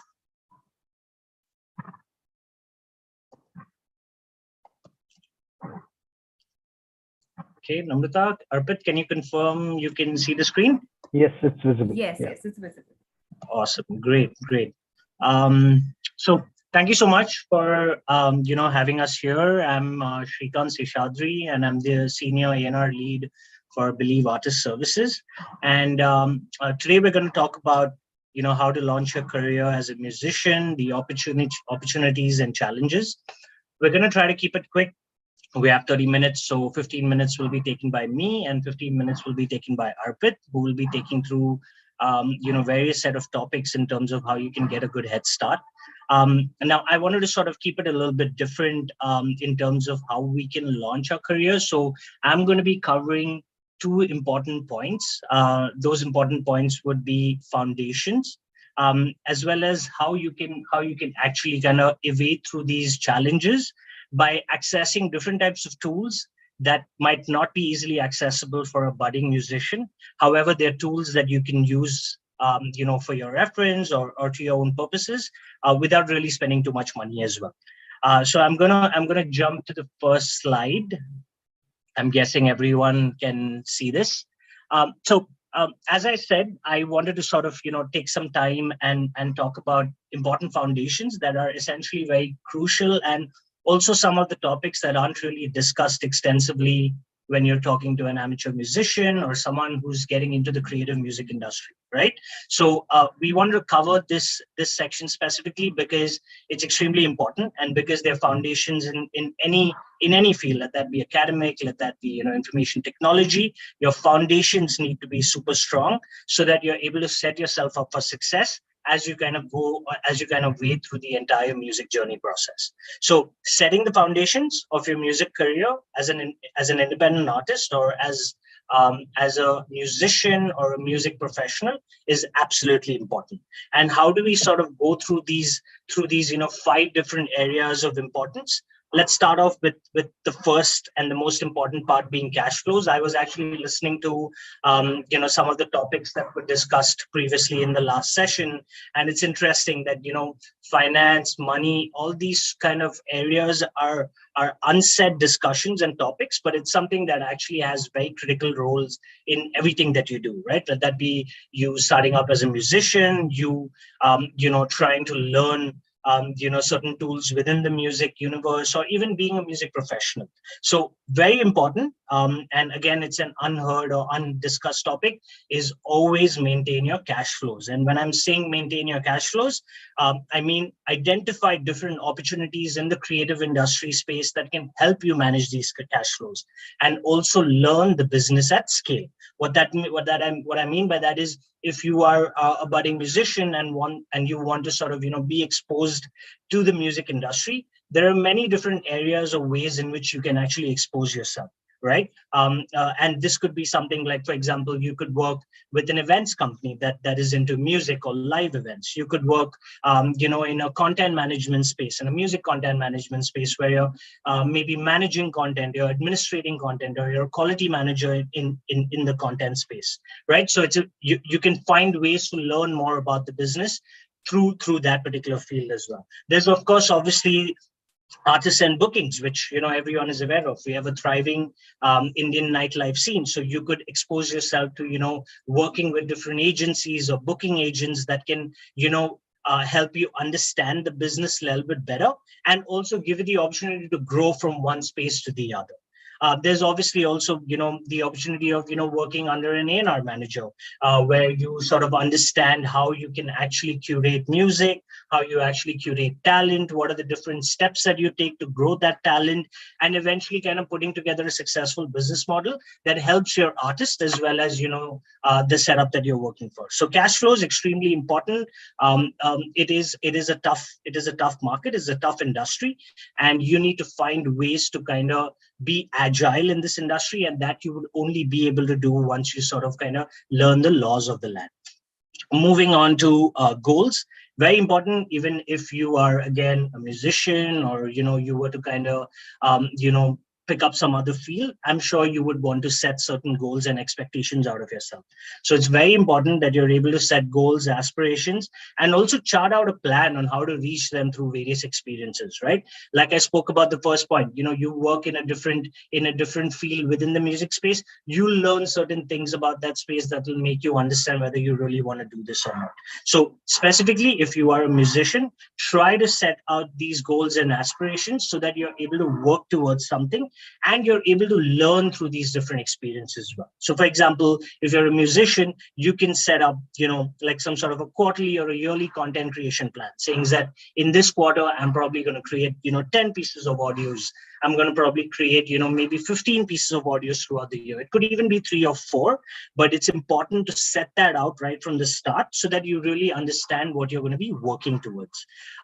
This could also essentially apply if you're a music professional, where you want to maybe set up a production house or a music studio, or it could even be, a label that you want to set up where you want to feature other existing as well as yourself as talent. So you can learn a lot through this creative process of really setting out goals and aspirations and then working towards them, and there is no harm in you not achieving them, but at least you know how you can stretch yourself.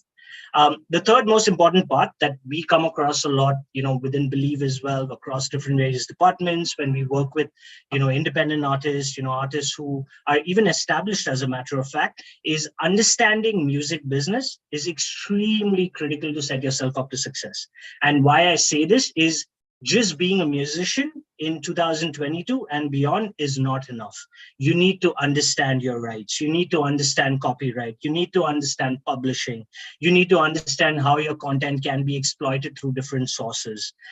Understanding, putting out a business plan, and through this business plan, what are the different rights that I'm ready to give up? What are the different rights that I want to retain? Music business as a large is extremely extensive. In fact, a 15 minutes or a 30-minute presentation also would not really do justice. So it's important that you hone in on these skills, understand music business. There are tons of books available out there. You can go to YouTube. You can try to understand more about that there as well. But it's important that you understand the rights and the laws related to your field, and try to kind of go in with that experience when you're basically putting out content, working with distributors, labels, partners, production houses, whoever it may be. So be prepared to understand what you're willing to give up and what you're willing to take back in return, and make that sound judgment call when you're sort of going through that process. The fourth important point will be collaboration. Extremely important for independent musicians, budding musicians, is work with more creative minds to develop your skills and improve your craft. What I mean with that is, don't limit yourself to only working with yourself. And while that's something that you may anyways do on a day-to-day basis, it's important that you're working with other people through this creative process as well, because you get to learn a lot about them. You get to learn a lot about their technical skills. You're able to judge how your technical skills are placed in this entire context, and you're able to just kind of work in a very community-based system where you're networking, learning new things. You're able to impart this knowledge to someone else, and through this you're able to build a network of people and confidants who can at any point of time sort of assist you, guide you, explain to you things that you might not fully understand in a scenario where you don't have a specialist on board to assist you. So extremely important to collaborate, work with as many people as possible, especially if you're entering into this space for the first time. And it's something actually even established artists do, but their goals are different when it comes to collaboration compared to a goal that a budding musician or a music professional would have. Finally, online presence. We're in 2022. Online presence is social currency. You have to find a way to present yourself. And that is the key in some aspects, because it creates some sort of maybe a first impression as well as a lasting impression as you kind of keep engaging with your users or your listeners or your consumers, whoever that may be, right? So it's important that you set up this online presence for yourself, and you're able to kind of hone in on that too, because your audience will communicate with you. They will want to know more about you. And through this process, there are chances that you will learn some new things about yourself too. So, you got to ensure that if it's not too expensive, but, get some sort of a press photo done for yourself so that you can share this out along with your official EPK to people. That could be, maybe digital stores. That could be someone like, for example, Ghana or Wink or Spotify, whoever that may be, right? You want to share more information about you with these DSPs, as well as other people in the industry. So you need to ensure that you have an EPK that has a press photo, that has some sort of a bio or a description about you, that talks about who you are, what's your story, what do you want to achieve, how are you kind of going about doing that. Ensure that you're completely visible on social platforms like Instagram, Facebook. There are other short-form UGC apps as well that have come out in today's day, where there is a large part of the audience that is also based out of there. So don't shy away from exposing yourself to these different social online platforms, because one, it's an easier way to acquire consumers, and also it is an easier way to talk to your audiences or to your fans in different ways possible as well, other than music too, right? So extremely important to create an online presence, have information correspondence with you at all times that you can share with people, have different types of graphics made for your releases, or maybe for an acoustic song that you're putting out, have thumbnails for Facebook, YouTube, all this sort of in place. And I'll come to the next slide that can guide you through this entire process as well, where you don't really have to spend too much money, or in fact actually not even spend any money, and create really good creatives or graphics through this entire process as well. So don't shy away. A lot of people do usually shy away from putting out an online presence, thinking that they don't have enough content to talk about it. But hey, that is your tool that you need to exploit to talk about what's coming up next as well, as opposed to just talking to your fans or audiences about, hey, listen, I have a song coming up. So be a little bit more out there as much as possible, because in this day and age, it's extremely important. So sort of summing up this slide, know yourself well to establish an authentic brand identity. Your fans follow you because you have a storyline or some sort of a narrative that you've set out that they want to follow. So understand what they can expect from you in terms of content, what kind of subcultures, lifestyle, interests that you follow that could match with maybe your fans' interests as well, and make that as a discussion point to talk to your audiences from time to time. Moving on to the next slide. So sort of kind of segueing from what we spoke in our last slide, is that you do not need to get access to free tools, or you do not need to get access to paid tools, or you do not need to spend a lot of money to do a lot of things, especially when you're just getting started. There is a dearth of tools that is available in in the internet that you can actually access and still get your work done. And as you sort of reach a certain level within what you're trying to do, you can start accessing different type of paid tools or resources that can help you alleviate your content or what you're trying to do as well. So leveraging free tools and resources that will simplify your music creation and promotion will help you grow over a period of time. So it's important that you have to use this to your advantage. That could be even when you're creating content, when you're talking to your audiences, when you want to look at design, different areas that you can access, right? So here are like sort of 5 different open source tools for 5 different subcategories that you can use to access all these different types of tools. So starting off with audio and video dashboards, this is something I believe we talk extensively to our artists, to our partners, to labels, whoever that may be, is that at this point of time, most digital store providers give you access to their own dedicated dashboards. And you'd be surprised that a lot of people actually don't even know this. And for those who actually know, that's fantastic. And for those who don't know, you can access these dashboards directly through the platform itself. So for example, let's talk about, audio and video dashboards. You have something called as Spotify for Artists. This is basically your own exclusive dashboard that Spotify creates that is linked to your main Spotify profile as well. So that means you can see where your fans are coming from. You can see where's the max number of listeners that you're getting for your content. You can see maybe pitch your content so that your content can get playlisted. So these are different tools that even a platform like Spotify has created that you can individually access. You can use it to your advantage and also eventually pitch and promote your content. Same applies for Apple Music for artists. Same applies for YouTube for artists. YouTube is more of a video platform, but it also has YouTube Music. Same for Apple Music. Apple has a video integration as well as you have an audio integration. So you can find out actually where your audience lies. How do I target or speak to this audience? What is the type of content that I'm putting out and how does it resonate to a particular state or a particular city? There's Artist One by GeoSavan as well that you can access to really micro-target and understand where your listeners actually lie. So you have free access to these DSP tools that all you need to do is register, have a profile, link your profile. When you start putting out content, you can literally even see whatever's going out there, replicating within your dashboard as well. So make use of this tool as much as possible to understand your audience, analyze your audience, and able to react accordingly as you start putting out more content, right? So very important, make use of these tools that stores give you. They're free. You don't need to pay anyone for anything. You just need to link your account. You need to sign in and you're ready to go, right?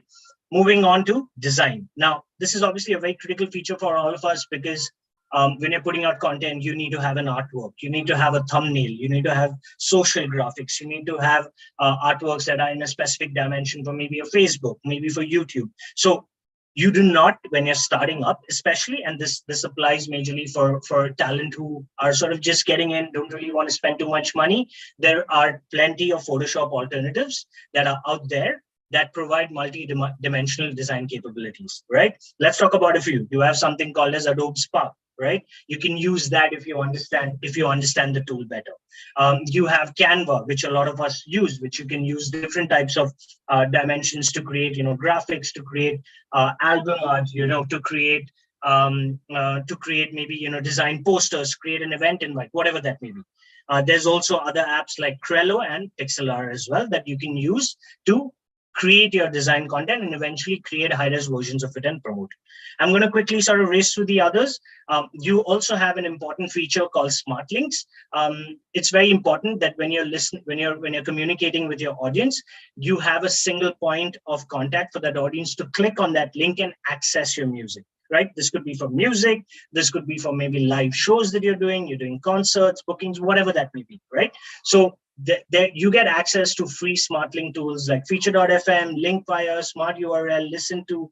All these tools give you access to create custom links that can then be posted on your Instagram page, so that whoever your new audiences is, they come in, they want to know more about your content, click on that link, and you have access to all the different maybe songs that you put out, access to different links within these stores that you want people to access to as well. So make use of smart links, extremely important in this day and age. You can also track audience metrics through this as well. So you'll get to know, you can even collect database in terms of email IDs, etc., different things for different goals that you're trying to set out. Finally, coming to DAWs, which is digital audio workstations. There are, again, plenty of tools out there. You don't really need to spend on a professional version of a Logic Pro or a Pro Tools. You have tools like Audacity, GarageBand, if you're a Mac user, Ableton Live Lite, Cubase. All these tools allow you to sequence music, allow you to use multiple instruments, digital instruments in the music. You record your content. So you make use of DAWs that are out there, that are open source, that you can use to your advantage instead of investing in something right now when it doesn't really make sense. But as you progress, yes, I would recommend to moving on to more professional tools that will help you do multiple features as well. Finally, social, as I highlighted in my last slide as well, extremely important to have an online presence. You can use different apps to kind of use that. You have Creator Studio app that lets you sort of, schedule. This is a Facebook app as well that lets you schedule posts from Instagram and Facebook directly instead of using a third-party software. You have tools like Vem.ly that helps you basically post videos from this app as well if you don't want to use Instagram. You have Facebook Pixel, which is sort of a line of code that you can apply to understand audience metrics and analyze your audiences on a more deeper level, right? It's literally a single line of code that you're inserting. You have things like Yellow Duck, which is you want to go live, you don't want to use your phone, and you want to use your laptop. This gives you that integration to use the platform without really having to use your phone as well. So growing your social media accounts, absolute necessity. Make use of these tools as much as possible so that you're able to execute whatever you're doing without really spending too much money, right? So with this, I'm going to basically hand over the mic to Arpit Vijay, and he will take us through some key important bits when it comes to, for example, what is the right release strategy for you when you start putting out your content. Over to you, Arpit. Thanks, Shrikant. So I'll be taking you guys through the right release strategy. There is, so if you ask me, there is nothing which is right and wrong. Every artist follow a different strategy for the singles, EP, or the album release. But this is something which is common across every successful release, and this is what I want to convey right now. Next slide.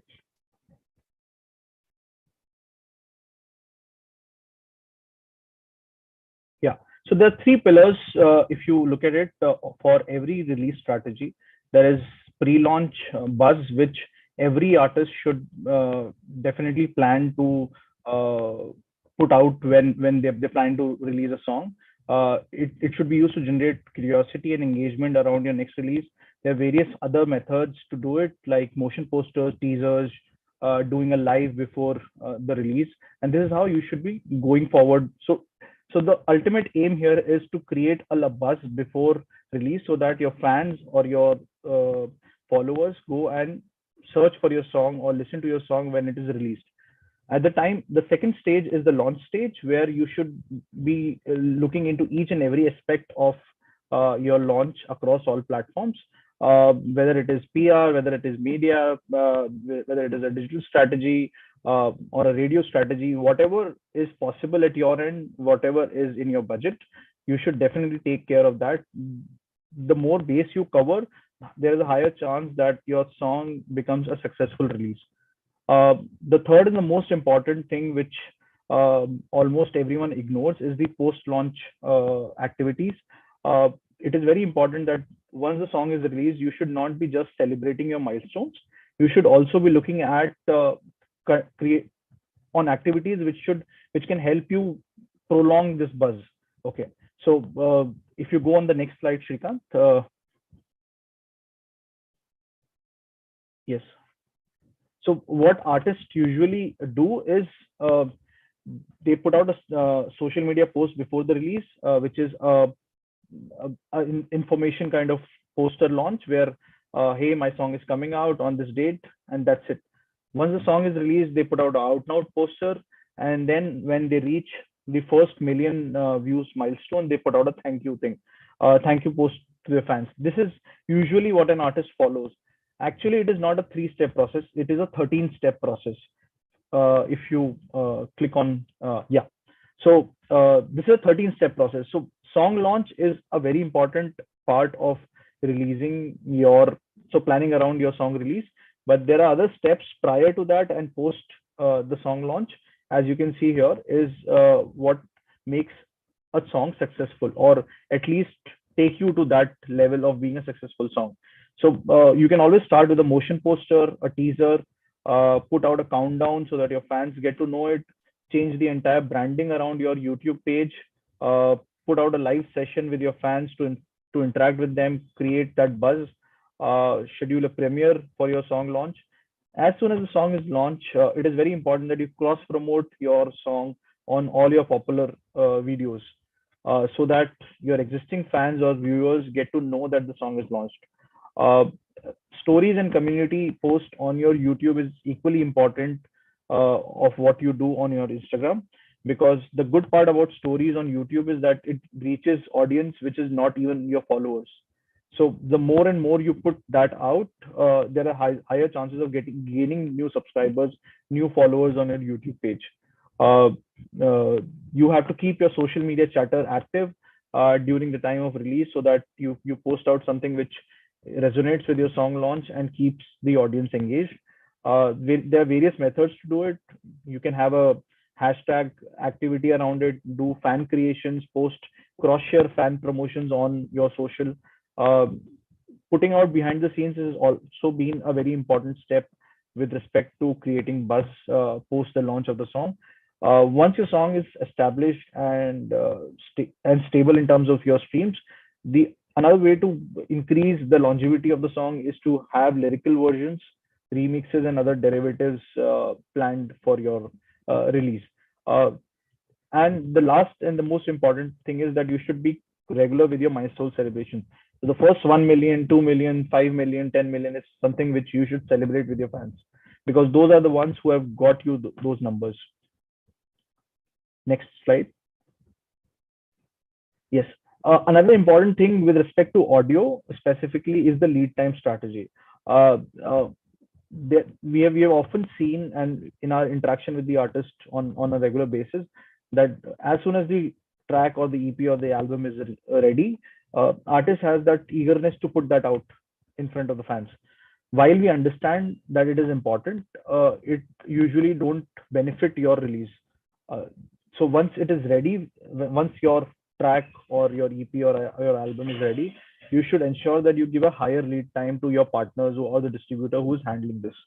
What benefits you get when you put out a higher lead time is that your track, your platform, your distribution partner has enough time to pitch that to the platform's editor. So there's a higher chance that you get premium placements or get a marketing plan dependent on various other parameters like artist profile, social stats. What it also does is that, as Shrikant spoke about, all these tools of Spotify for artists or YouTube for artists, they give you a possibility of self pitching the song. So a lot of that becomes algorithmic. So once your song enters the algorithmic push from the editors, there's a higher chance of continued streams over a longer term period.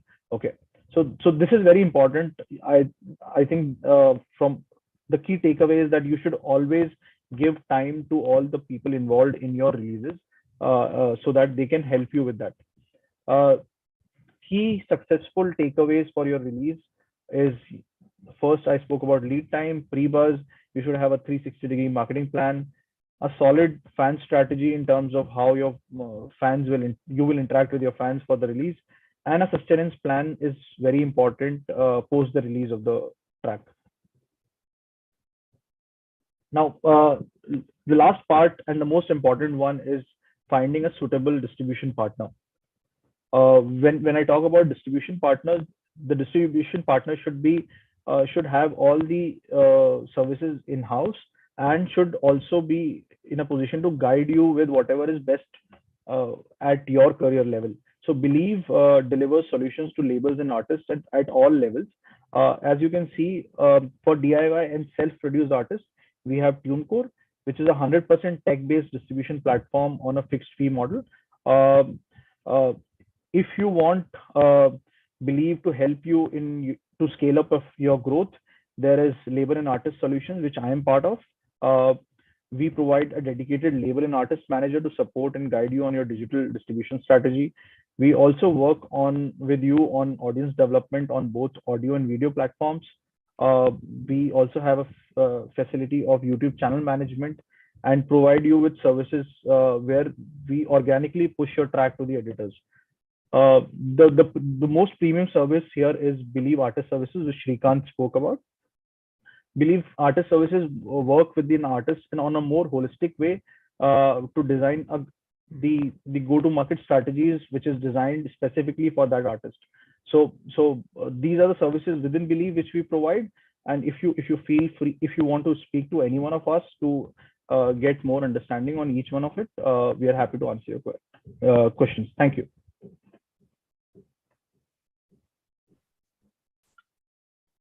Thanks, Arpit. I think we have crossed the time limit. Namrata, would you like to take this? Yes. Firstly, a very big thank you for coming and joining us. It means a lot, and I'm sure all musicians are watching this masterclass done by you both. It was a brilliant one, truly insightful. Awesome. Thank you so Thank much. you for joining Thank us. you. Thank you. Bye. Thank you. Bye-bye. Well, viewers, do share your thoughts about the session so far in the chat box. And we would like to hear your viewpoints as well.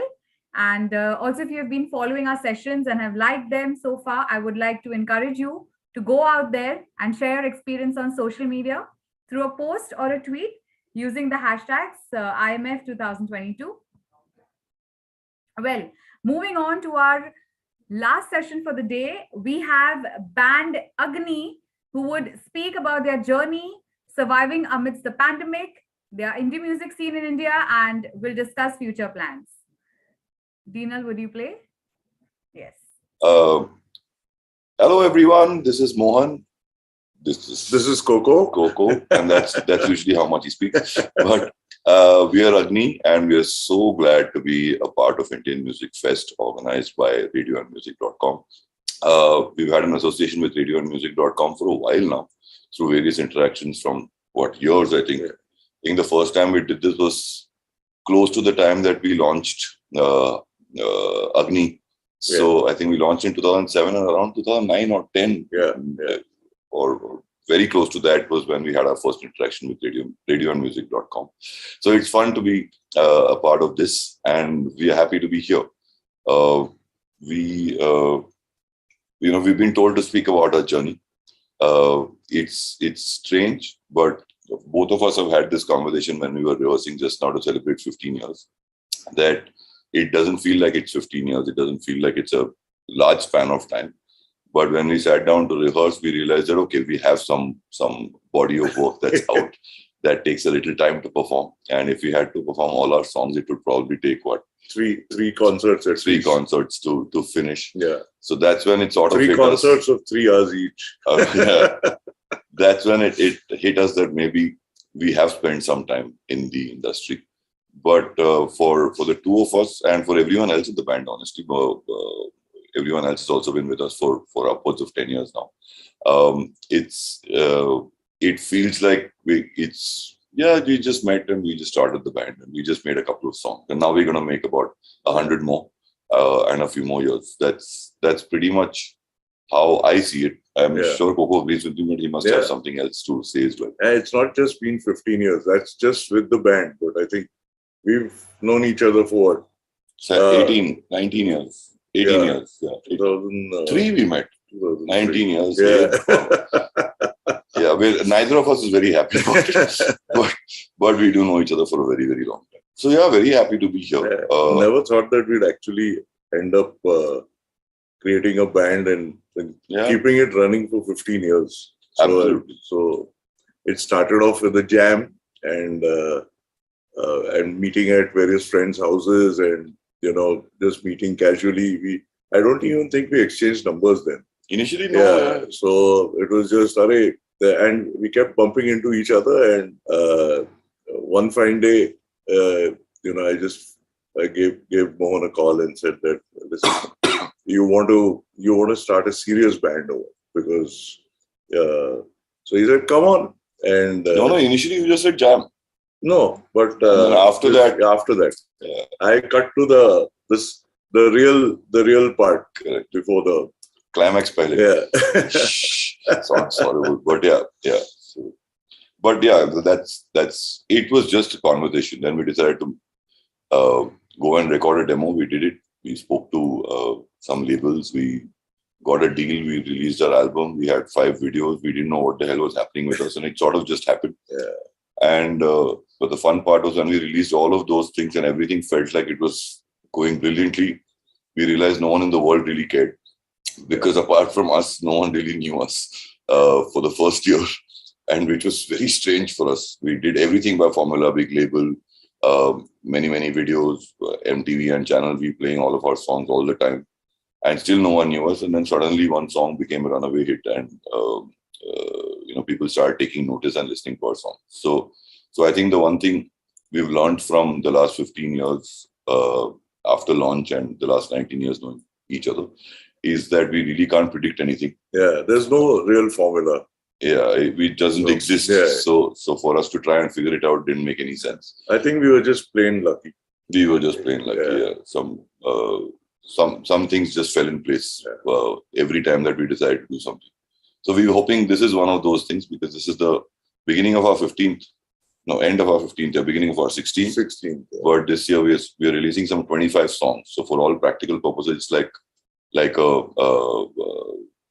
nahi padav. So it's a new milestone that we're starting to create. In the last 15 years, I think it's been such a whirlwind.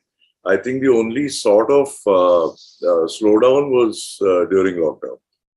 I think till then, pretty much everything was that too, we chose it. We didn't want to release stuff during lockdown. Yeah. Because we knew that we won't be able to continue releases. The first song will be released on May 15th. It's just the beginning of another 24 songs coming out this year. And I know that even though we've got a target of 25, we might not achieve all 25. We might achieve 20. But the point is we didn't want to stop at 1. And then go quiet and go dark. Yeah. So that's why we're glad that we've started this again now, and we're glad to be speaking to you guys just around that time. So it's exciting times for us.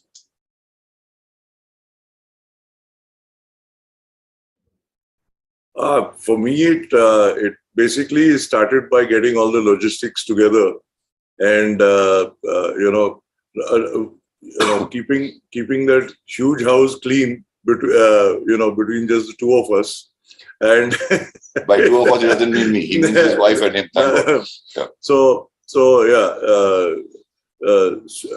sweeping and swabbing and all of that. Once I got sort of used to that, then I thought maybe this is the time to really put down some things that I've been putting off for a long time, you know.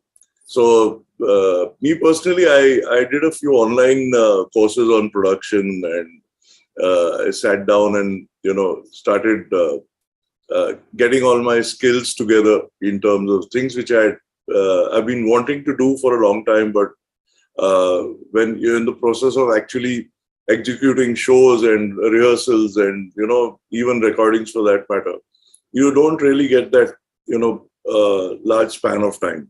So in those 3 months, I think I tried to, you know, get all these things together, and I didn't achieve everything that I wanted to do, but yeah, that is one, you know, it was almost like a meditative kind of state, you know. And after a point, actually, I started enjoying the lockdown, you know. Oh, lockdown. Yeah, in the sense, I know it's a weird thing to say, but there was something so calming about the entire thing. There were no pressures to, you know, you got to do this tomorrow, you got to do that tomorrow. So after a while, it sort of, you know, it became a way of life. And then when it started opening up, then of course there was a relief that, okay, we can step out now, we can go out, I could ride my bike, you know, all of that. But yeah, that was very eye-opening, and you know, it was right out of the like a Hollywood scene, you know, one of those apocalyptic movies. I actually pronounced the word. I don't think you got that right. Apocalyptic is like very disastrous, but still. No, one of those movies that you see where everything's gone crazy. Apocalyptic. Fair enough. Okay, fair enough. So it felt like that. Very hardcore you are. Yeah. So, but yeah, my situation was a little different from his. I got fat because I was just watching TV, and we had so much content to watch that we sort of caught up, and then finally we realized that there's no OTT platform with any content left for us to watch. So we started watching it again. But beyond that, I actually got a good opportunity to jam with my mom and my sister. It wasn't really at home because they were in Chennai, and I was here in Bombay. But we managed to put together a couple of songs where it was the Carnatic side of things. So for me, back to roots, where, you know, the Mridangam side of thing, or my mother's compositions and stuff like that, which I might not have had time for earlier, or might not have been able to spend a concentrated period of time to do. I honestly think I could have done it long ago, but somehow this gave me that kind of a window to do it. It gave my mom and my sister also the window to do it. So we could end up, you know, putting out a couple of songs from them. And in fact, Coco and I are also working on one more track, which is my sister's track, which is, again, we're going back to the classical roots. So it's a very different feeling to do something as pure as that, just to the music, not to worry about, you know, what our sound is like or what we're doing. It's just an open field, and there is something to learn in that every time, because there are a lot of rules and stuff with classical music. So that was one thing that I had a good time doing. I don't think I spent much time introspecting, because I'm not that kind of guy. Lots of my friends did. Lots of my friends got very, very fit. So I don't really like these kind of people who do yoga when you know, they have nothing else to do. So I spent some time feeling annoyed at them. Then I got fat. So then I said, okay, they're nice people.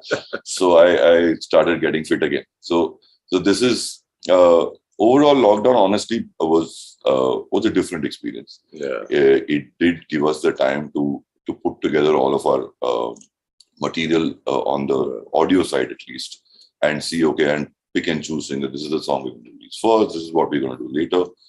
And we thankfully didn't have a very, you know, like we keep saying, Coco and I are both just inherently optimistic. We're not the kind of guys who are even realists. Forget about pessimists. We are not even very realistic. We are a little more optimistic about the future than most. So for us, it was just a matter of time, and we knew that you know, at some point we'll be back on stage again. We'll be back in doing what we love, you know, and be professional musicians. We didn't expect it to be 3 long years, but I thought it would be a year and a half. But yeah, it was. Yeah, but glad to be on this side of it. And hopefully this side of it will continue to be this side of it, and we don't have to worry about any other waves coming in.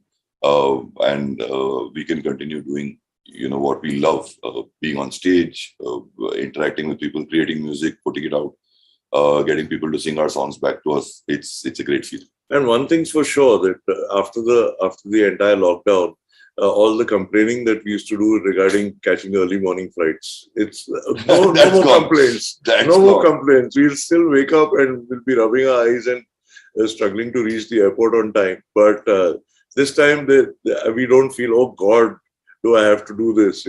I love even the discomfort of actually waking up after 2 hours of sleep and catching a flight. He goes 2 hours early to the airport for no reason, so he's a strange guy. But it's so right. I mean, it gives everyone I think across industries, it's given everyone a perspective of how much they actually probably love to work. Yeah. And how they would love to go to the office environment or to whatever their place of work is, and continue or resume doing what they did for a living. So it's great to be on this side.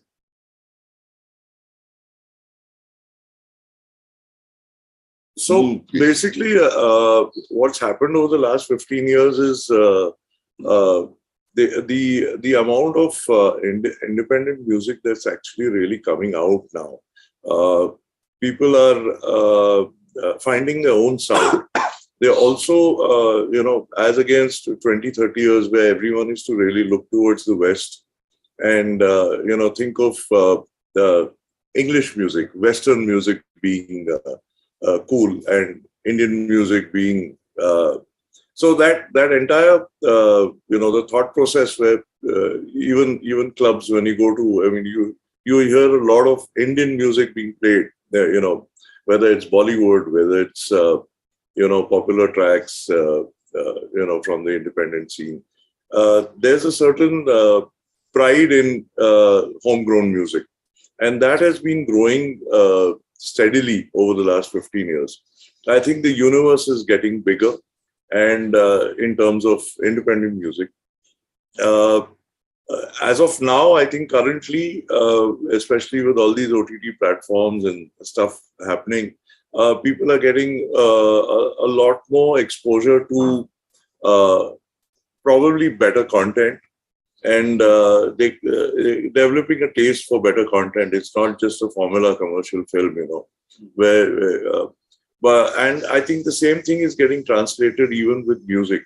So with all these OTT platforms coming out and giving you different kind of content, I think the same thing, if it's translated even to the music scene, the typical commercial formula of creating songs which are, as you might call it, hit songs, or,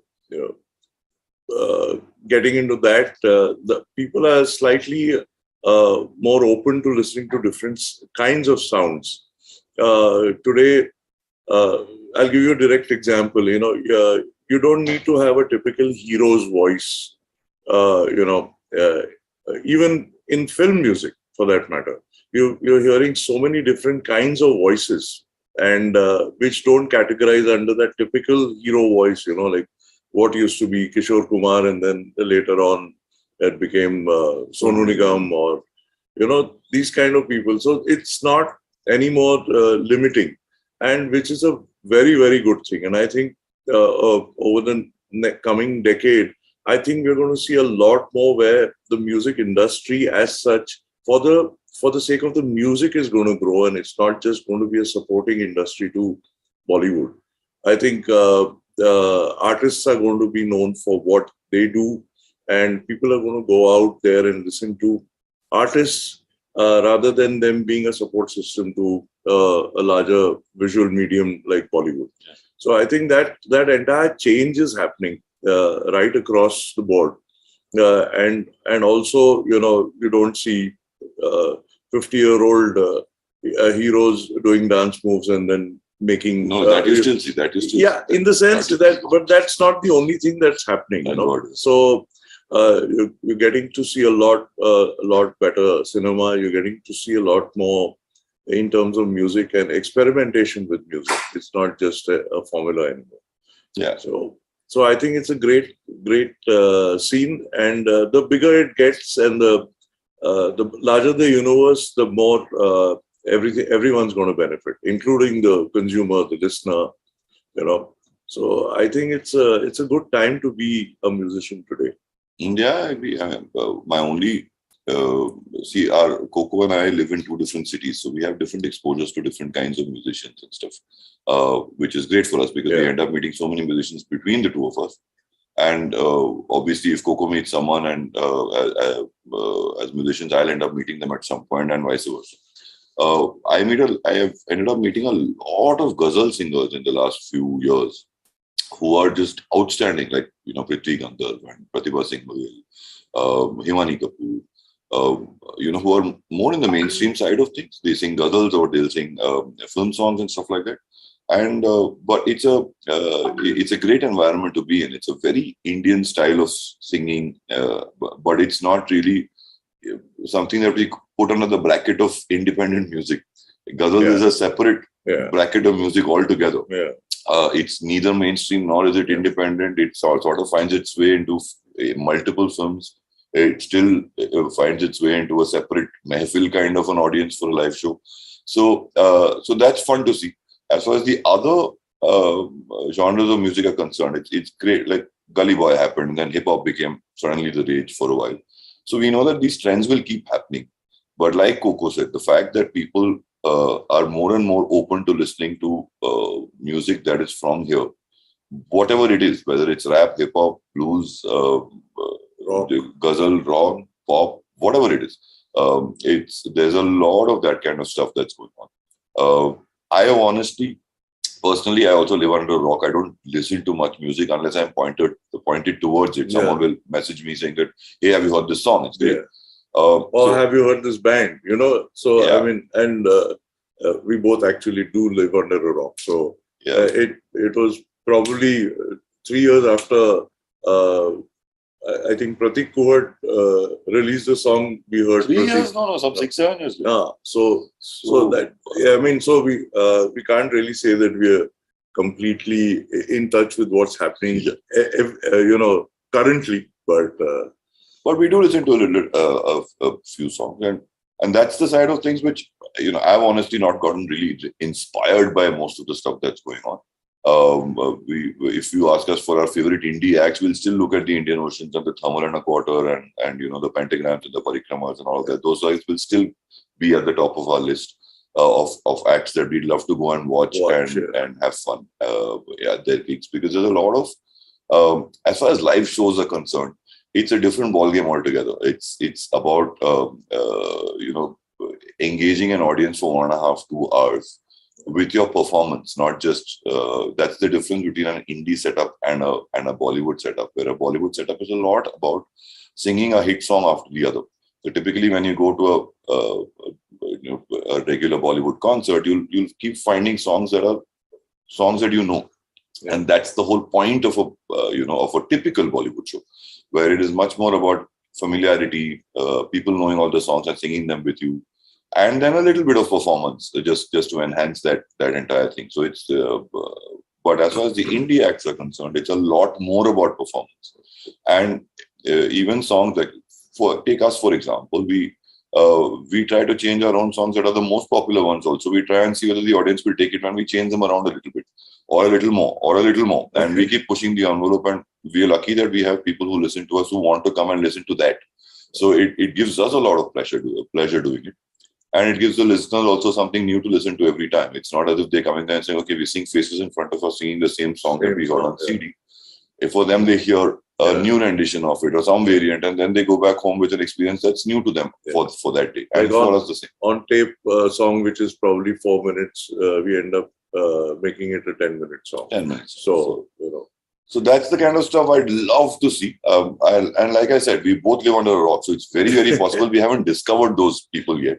And if all of you guys who are going to be, at this conference and at this festival, if any of you guys know, please send this back to us, because we'd love to watch live shows where, and please call us. Please call us. Yes, that too. Yeah, but we'd love to watch. It'll be good fun.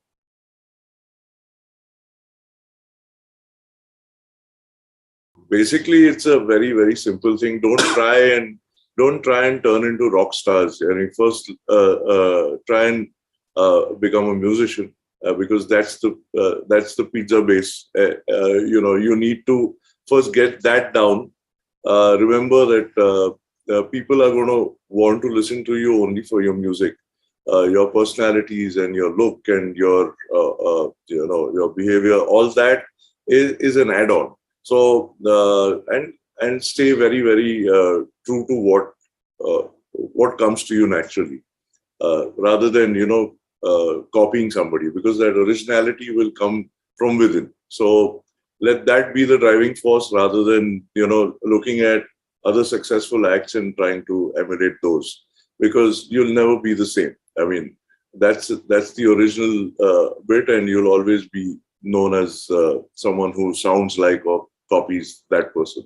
So try and stay away from emulating. Of course, you need your inspirations, and somewhere along the line, subconsciously, you do end up, following somebody or following a particular sound, whether it's a musician, whether it's a singer, whether it's all of that. But try and stick to your own personality, and be honest with your music. And I think that's pretty much that's what we did actually. We won. We won. But yeah, I agree with everything he has to say. We have like he said, it's we always keep speaking about the song is king. We need to communicate what the song actually says. So any of you who are budding musicians or who want to create music, also make sure that your recordings are as true and honest as possible. A recorded version of a song and a live version of a song need to be different, purely because the recorded version of a song is not a place for you to show skill. It is a place for you to show intent and for you to show honesty. Where the simplest example is, if you want to say I love you to someone, the first thing you want them to do is to believe you. So try and say whatever you say in the song, whether it's lyrical or instrumental or as a vocal performer, say it with as much honesty as possible. And if you do that, then the songs will stay with people. At least it has a better chance of staying with people than something which is purely intelligent. Especially if you're following this format of music, commercial format of music. There are formats of music like jazz and classical, where the whole concept is to explore as much as possible. That's a different kind of music. But if you're looking at... If you're a song-based. Yes, if you're a song-based act, make sure that your recorded piece, the way you want people to consume the song, for it to stay with them for a long time, for them to come to your gigs and then to hear you and watch you perform the song in a different way, where you can showcase your performance skills, like your vocal abilities or your instrumental abilities. For you to get that to happen, the second part to happen, when people come to your gigs, your song first needs to reach them, connect with them, and they'll have to be able to, they'll have to want to come and see you perform live. For that, we need to be, that's why we're very careful when we record. Sometimes we decide to go the opposite way. We decide not to be careful and just record and behave as if it's a rehearsal or it's not even a take, where do it as smoothly as we can, and then see whether we want to tweak it and make it sound more refined or not. So sometimes raw is even better in certain songs. So there are many songs of ours where my first take will be there. Like Ujde Was, the first album, was one of those where we just one cue take and that's the final take. That was the final take. Yeah. Not that I couldn't have sung it better or differently or more, in a more refined way. It was just that we felt that feel was correct, and it communicated the meaning. Yeah, even for that matter, Kaise Ho Tum, when you did the first take, I mean, I was on the opposite side when Mohan was singing, and I was really happy with the take. It was sounding beautiful, and Mohan has these serious chops when it comes to classical type of singing. And I was really, really happy. We were listening. We popped in the CD in the car and we were listening to it on the way back. And Mohan just said, I think I've done too much. I just want to redo this. I said, are you mad? It's sounding fantastic. But, on the hindsight, I think he was right, because when he went back and did a simpler take, I think it did more justice to the song. So he was singing for what the lyrics were saying. rather than showcasing how well he can sing, for that matter, even when it comes to playing guitar parts, I like to always remind myself that I'm playing for the song. Yeah. I'm not trying to showcase Coco, the guitar player, for Agni. I'm trying to be doing a song a service and not the other way around. So these are certain things which have helped us not only to keep the songs honest, but also overall in life, it's kept us sort of grounded. So I think that's pretty much all the advice, and that's quite a lot of it. But having said all of that, just you need to know that we don't also always get it right. No one does. Yeah, no one does. So, but the intent is that. So sometimes we don't get it right and we don't realize it, and then later on we feel like, 10 years later, we're like, okay, maybe this could have been done a little differently. But yes, as long as the intention's great, you don't feel bad about it later. So that's all we could share with you guys.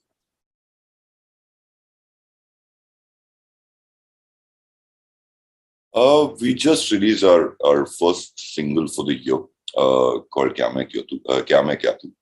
It's written by Amitabh Bhattacharya. And it's sort of our first release after a few years. It was supposed to be sometime around 2020, but we decided to release it now because of the lockdown and all that. We have another 24 songs coming out this year, of which the one exciting thing that we're going to start off with before we even release our next new song is to put all our stuff from 2008 till now, which is so far not available on any of these streaming platforms. All of those are going to be available coming, by this month end or the first week of July. So we're going to be doing that right now. So finally, all those people who've been asking us, why the hell aren't your songs on, anywhere to consume, and we have to find some random versions on YouTube, will not have that complaint anymore, thank God. So we're doing that, and then we're releasing all our new songs one by one. It's even the second song has been written by Amitabh again, and for the foreseeable future, in the next few songs are going to be songs that are written by Amitabh that we're releasing. So it's great fun. There's we will reveal things one by one as they come out. But this much we can tell you that the next 12 to 15 months are going to be completely insane for us. It's going to be a very, very busy time for us, in and out of studios and live recording shows. and of course live shows. That's the bit which we really enjoy the most. Yes. So that's the plan for the next foreseeable future. All right. So where the songs will be available, like on YouTube or on streaming platform? Like where? We launched our YouTube channel. Thank you for asking. Yes. Because we're very bad at this. We don't typically say where the songs are going to be. We just randomly say they're going to be out. It's on YouTube. We have our channel, which we just launched with our new song. It's youtube.com/c/Agni. And it's it's our official Agni channel now. So henceforth, all of our songs, including the ones that we released, we are going to, all put out our library of music that we've released from 2008 till 22. All of that music will be available on this channel on YouTube. Plus, of course, on the Agni page everywhere across Spotify, iTunes, Gaana, Saavn, etc. Everything. So all of those will have all of our songs from now. And yes, this is where you can consume us. Of course, we're on Instagram and Facebook and Twitter, everywhere. We're Agni Live, so that you can find us there. Although, to be honest, we are not very good at social media. I don't think we'll ever be. But yes, you'll find some updates there. You'll find reasons to, at least you'll find announcements on where to find our songs. So that's exciting. Yeah. Okay, awesome. Thank you so much. I mean, with the last question, we come to an end of this amazing chat. And thank you so much for coming on board and being our guest speakers for IMF 2020. It was totally a pleasure. Yes, thank you so much. I mean, you all have said so many good things that people are going to really love and get inspired from. I hope so. I don't know. We have a habit of going on and on. But yeah, if Yes. I hope No, you guys it was get lovely. It was lovely. Thank you, Honestly. Namrata. Thank Yes. you. Thank you so Thank much. you. Thank you, Yeah. Coco and Mohan. Yeah. Bye-bye. Have a Bye-bye. nice day. Well, that was Agni Ban giving some interesting insights. And well, guys, like any other summit is incomplete without its speakers and its audience. I would take a moment to thank everyone for joining in today and being a part of our journey at the Indian Music Fest 2022. Please have a look at the agenda for tomorrow, 16th and 17th of June, where we will have sessions on how the advancements in technology are shaping the music industry. We will also have a masterclass on songwriting, and we will have independent musicians come and speak about Sufi, rock, electronic, hip hop, and a lot more. Well, make sure you log in tomorrow at 3 p.m. sharp and stay tuned to Indian Music Fest 2022. Your host, Namrata Kale, signs off for the day. Have a great evening. Bye-bye. See you tomorrow, everybody. Bye-bye.